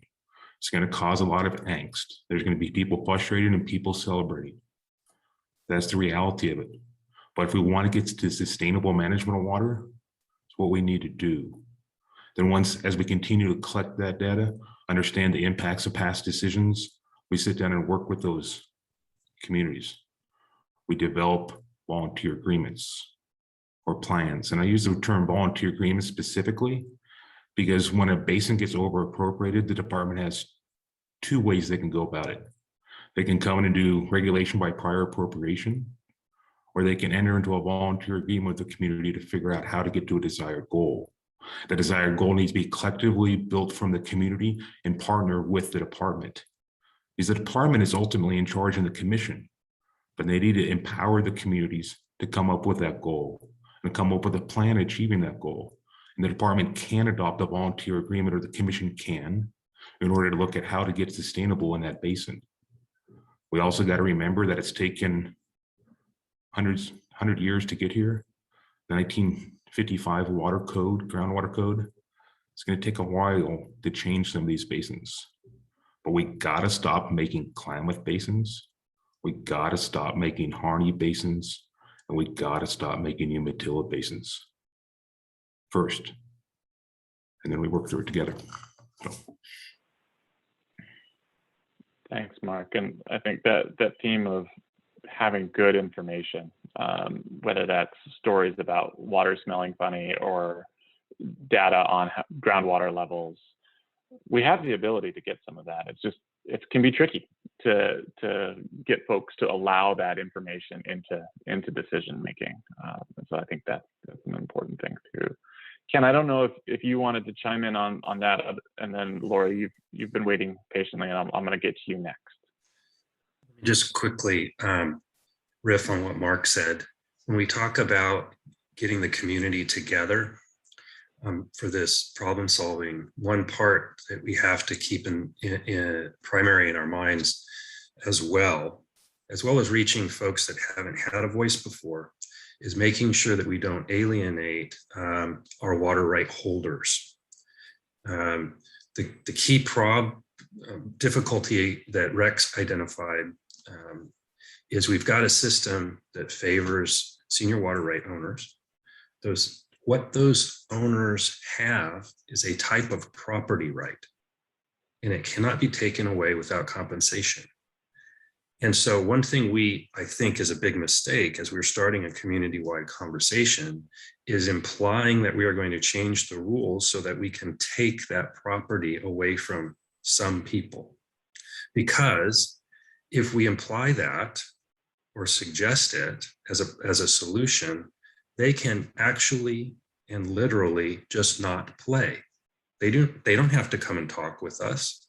They can just say, I've got what I need, and I don't want to collaborate with my community because it's going to result in taking something away from me. And that's just not the way we want to approach those folks, right? We want to approach them as, you're part of our community. We need your help with this, not we're here to take your water away. So that's the important nuance of bringing that component of the community all the way in as we have these conversations. Thanks, Ken. Lori. This has been really informative, and I really appreciate the multidimensional complexity that you've tried to impress upon us. Just to get right to it, there is a number of things, the paradigm that Mark mentioned, that is it in the best interest to allocate water if we can't prove that we have the water? That might be someplace to really nail down right away, because you don't want to keep giving out water if we don't have water. So that paradigm I thought was really critical. And then you mentioned the water funding package, and there was a long list of where you were spending the $538 million. And I'm sure that conservation's in there somewhere. I just didn't see it. Oh, and I have one more point to make too, is early on, and I don't remember if it was Bobby that said it, about the myth that we have so much water in Oregon, and how to shift that so that people have a more realistic perspective of how much water we have and don't have. And maybe that is one point we can work with the sustainability board is, I don't know how that would happen, but I'm just guessing that Lisa has students that might be willing to be creative on that aspect. Okay, go ahead. I think a bunch of those are great ideas. I was going to just speak a little bit to the water conservation and efficient use pieces. And I don't know for other folks that were close to the legislative session, for me, there isn't that much directly around efficiency. And I think that's an area that if I were looking to what could come next and understand opportunities would be great. I mean, part of that is policy. So there's incentives for efficient use. Part of that is looking to solutions like City of Seal Rock that had automated water metering and immediately reduced its water use by 20%, just as soon as it got a better handle on where leaks were. So there's just a lot of pieces that are possible and that other states like Colorado, I think, have looked at around efficiency and conservation. So there's a couple pieces there too. Mark. Hi, thanks everyone. This has been great. This really brings up, or that last point about conservation is really where I've been thinking about, is this kind of cross-agency work that needs to be happening. And I think that it's something that we can help with as a sustainability board.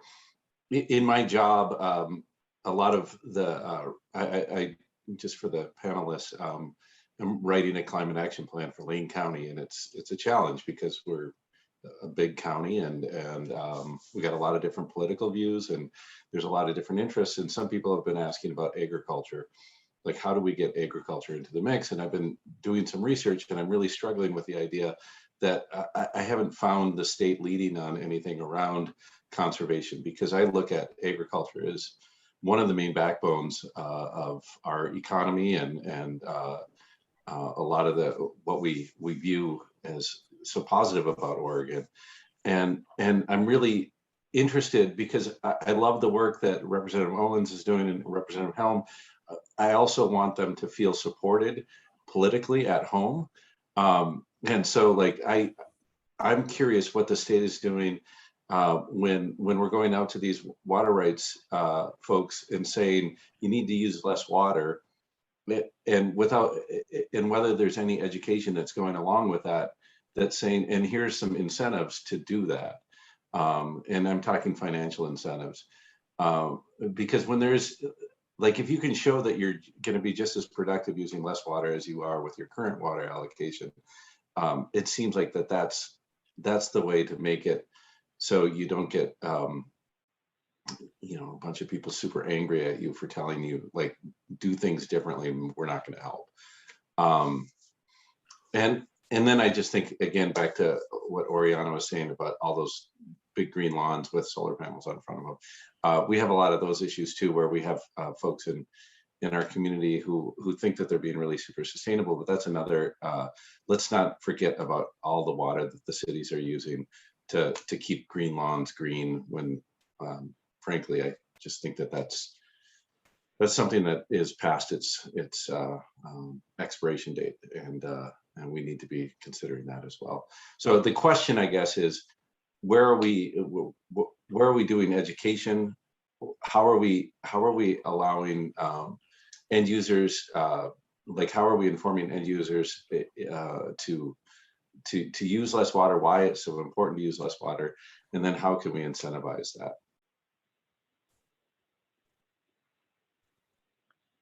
Reactions to what Mark commented on from anybody? I might step in on that just from the state's perspective. It's a great question.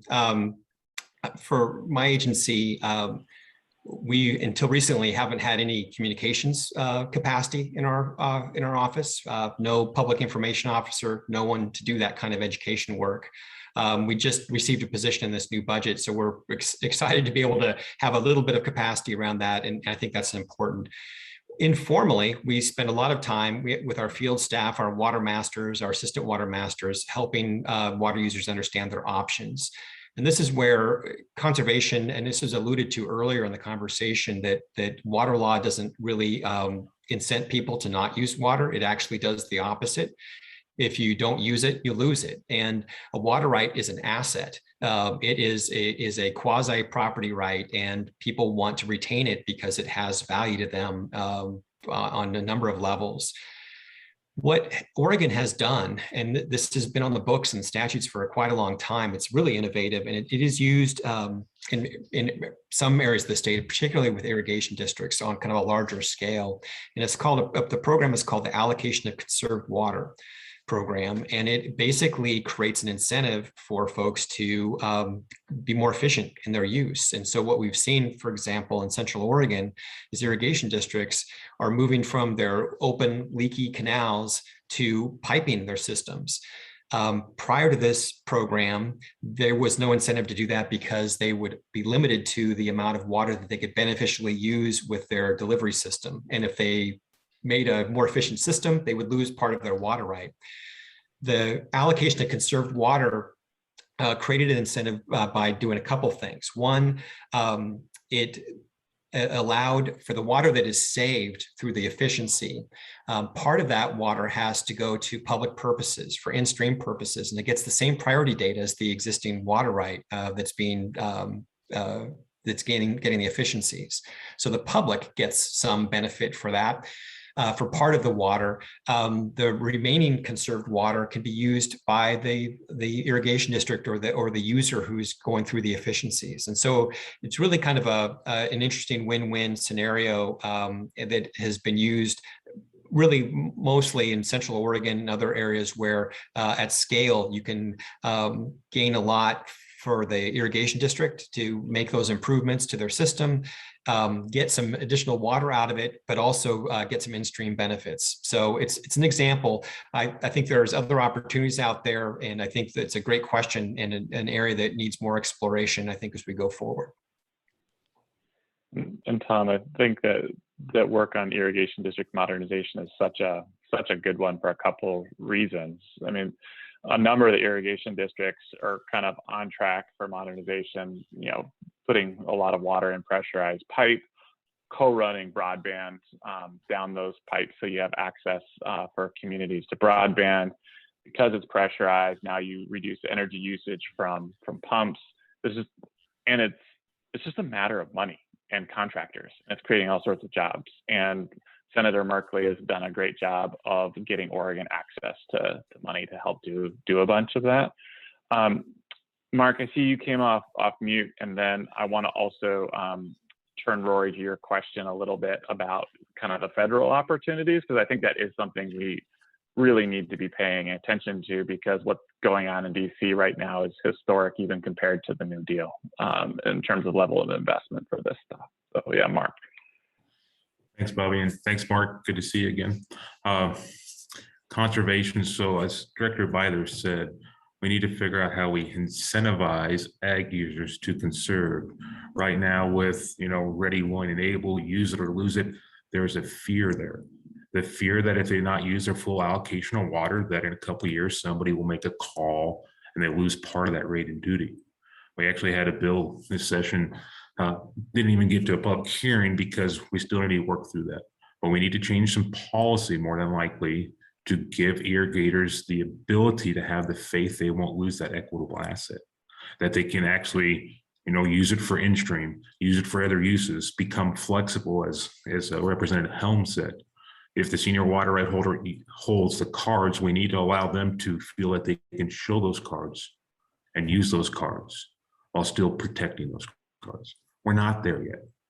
In Harney Basin specifically, we've designed systems that we can use 20 to 22% less water. And if you're designing a system, you can use that much less power. It hasn't been it's been adopted a lot, but there's a concern that they won't do it because they could lose that. And that's a valid concern right now. I believe it is. Director Byler also talks about the allocation of conserved water. Been very successful in surface water, not so successful in groundwater. They said use it, so I tried. I put in a permit application for allocation of conserved water back in 2018. There's little fine tuning with rate and duty in groundwater that it doesn't work.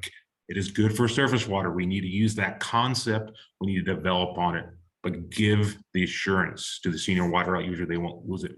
One thing I'll say, Mark, end user. Ag is very important. Those that grow food and fiber are very important. We have to figure out how to support it. It's one of Oregon's biggest economic drivers. This should not be a challenge to them. The end user of the water is the person that consumes that product. It's not the grower. So thanks, Mark.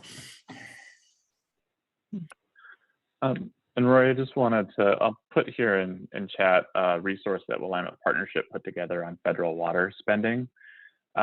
We pulled the last 10 years of every single grant made relative to water everywhere in the country, and then looked at which programs Oregon competes really well for and which programs we don't compete well for, to kind of identify places where we might be leaving money on the table, and then what other states have done to pull in more federal dollars. But just to flag some things potentially for the Sustainability Board, Oregon does really well in its broader conservation programs, kind of tied back to our legacy around forestry and public lands management.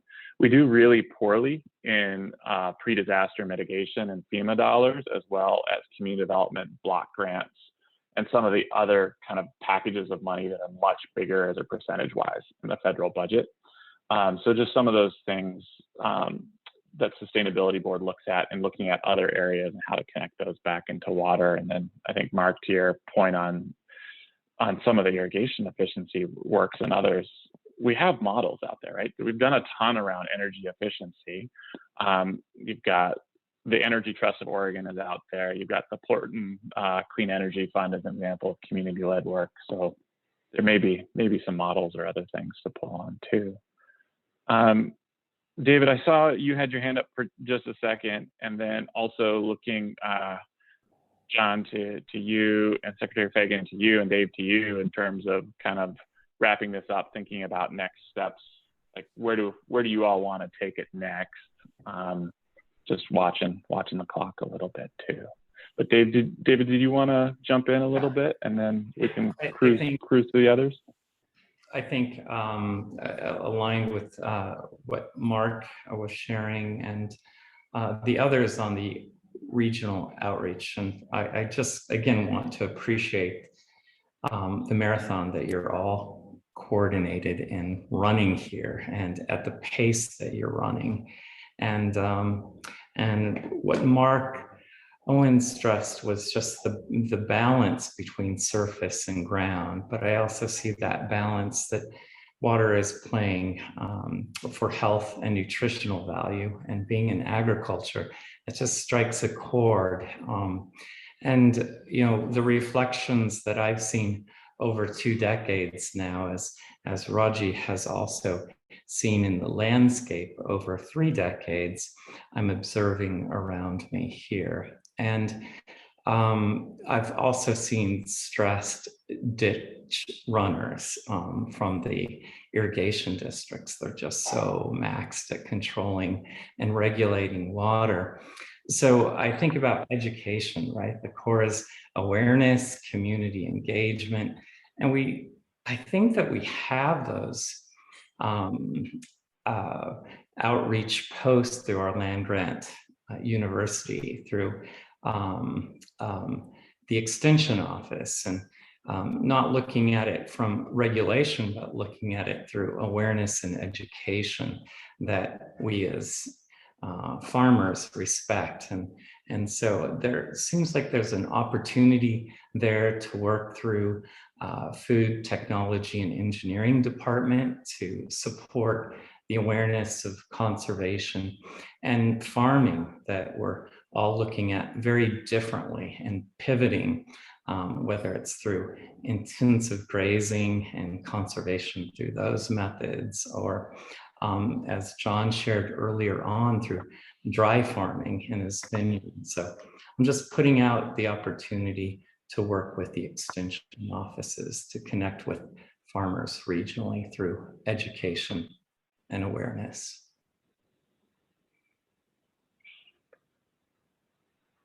Well, Thanks, David. Bobby, you invited me, but I'm going to leave the wrap up and future direction to the chair, Secretary Fagan. But I think one of the things that we've touched on so much, this has been so fascinating, and it's so great to have such thoughtful and informed people, especially Mark Owens. I remember being in a sustainability board meeting in Morrow County once, and one of the folks over there looked us in the eye and said, you know, we over here are the breadbasket and the battery of Oregon, and you folks don't give a blank over in the valley. And we weren't dominated, but we're even better now in terms of representation from around the state. And the collaborative comments that we've talked about are great. And for me, one of the real telltales is the West Side Cascade forests are the most productive in terms of gallons of water per acre of any forest in the lower 48.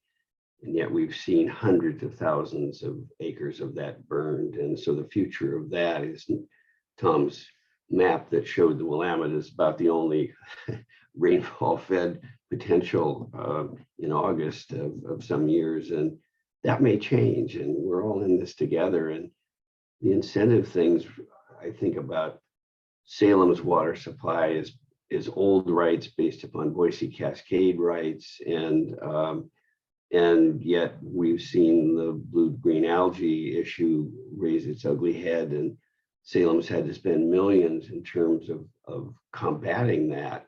Unfortunately, they've done it more from an engineering standpoint, from a natural approach, but that may change. But it's a great dilemma. They're spending millions on something they didn't have to spend it on before, And so they're short on revenues. And when you look at conservation, you're talking about lowering revenues to the water department from water bills if people use less. It's one of those things that should be able to be fixed. And I think Tom's issues about the water rights being part of the value of a farm. If you bought a farm tomorrow or yesterday, let's say, and the water rights were worth as much or more than the dirt, and we took those rights away, you made a bad investment. And yet the incentives for people to give up water rights through efficiencies and such is a huge, huge opportunity for us. So the complexity and yet the will that I see in our legislative folks and agency folks is really gives me a lot of hope. And so thank you all for your great work. Thanks, John. And kind of in that spirit of hope, you all covered a ton of ground today. Secretary Fagan, Dave, I don't know if you were taking notes as seriously as I did, but some of the common kind of themes that I heard come up were kind of particularly the place-based conversations on water and community conversations and how the state agencies can support and lift up that work. Thinking about storytelling of all kinds of forms coming in and inviting and putting those stories up, gathering those stories. Thinking about questioning around water law and future scenarios and kind of asking those what if questions. Thinking about regional equity, community equity. Where is water justice and water equity? How does that play out statewide? Managing water and kind of regulatory regimes, and where can we test some flexibility? Connecting the board to various communities. Thinking about broadening the concept of sustainability beyond recycling and purchasing. Thinking about innovation and change. Where do we have water? And then thinking about water conservation and efficiency. How do we give people information they need? How do we provide incentives for change? So those are just some of the things that I managed to scratch out. So I could keep you all out of trouble for a little bit. But curious what you two are seeing as next steps. Where do we go from here? Thanks, Bobby. And wow, I mean, to the panelists, that was just, if we ended today, it would feel like we had an extraordinarily productive meeting. And I can't believe that we have more left to do today. So I love what I heard. The big standouts for me were the storytelling that was mentioned multiple times. That is just, and that's a huge focus for us at the Secretary of State's office with all that we do, with audits, with archives. That Rep. Helm and Rep. Owens know that when we're being lobbied by legislators or by other people, when people come in and they have story and you can connect it to the impact on human lives or animal lives or just our community, those are the stickiest, I call them. I can still think back to my time as a legislator. I can remember where I was sitting in the room when I heard certain stories that just really socked me in the gut.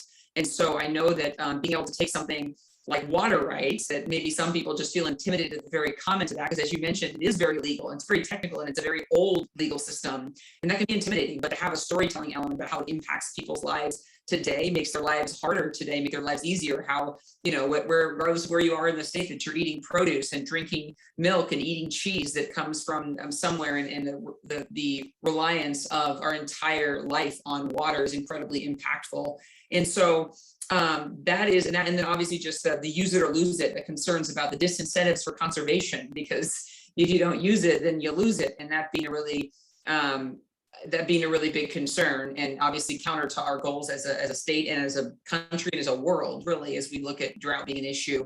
So I think that, as we're developing, this is my first day chairing the board, and I think that obviously we're going to have to do a kind of a strategic plan is what I hope that we do. So I think that's our next step for us, is where does this massive issue, Rep. Owens, we heard you loud and clear that this is the issue of our time when it comes to anything. You think about water, cooling, data centers where state information is held. It's literally everything and everywhere. And so I think that our next steps is really being thoughtful when we do our strategic plan about what impact we can have on the storytelling or policy advocacy as well. So that's super, super compelling. And I want to thank each of our panelists for taking such, not only for your time today, but clearly you came extraordinarily prepped for this presentation. You didn't phone it in today, despite the fact that we're all on Zoom. Clearly you had a lot of preparation in advance of this, and I really appreciate your work. And Rep. Helm, thanks for mentioning my 50-gallon water bottle that was always, no one else had one in the Capitol. So if it got lost, people's like, oh, over to Fagan's office. And I'll close with this, just in a humorous note, and then we're going to break for lunch for 30 minutes. But legislators, I don't know if they were able to do this, Rep. Owens, since you were there because of COVID, but normally all the staff would make fun of legislators in these end of session skits. They were always very, very good. So you'd always be like, oh man, who's going to play me and how are they going to portray me? And my character, very grateful for it in terms the support that they have given me as we've moved forward. And I'm also really grateful for Dave Wortman and Molly Woon for their assistance and guidance in making the transition a smooth one. So, Madam Secretary, you now are the chair, and please move us forward. Well, thank you, John. And wow, I feel like I'm an in-kind contribution to my PAC for those kind words. That was quite the intro. Thank you so much. And I am absolutely thrilled, and what an opportunity to be the chair of the Oregon Sustainability Board.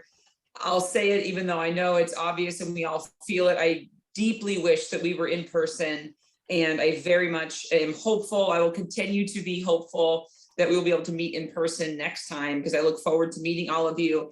And if you could indulge me, something that makes my executive team roll their eyes most of the time is that I have essentially served as Secretary of State since January in an all virtual world. I ran for Secretary of State for the most part from my couch in Clackamas County. And so one thing that I became very fond of in meetings like this is an effort to replace what would have been, we'd walk in together and we'd be grabbing a cup of coffee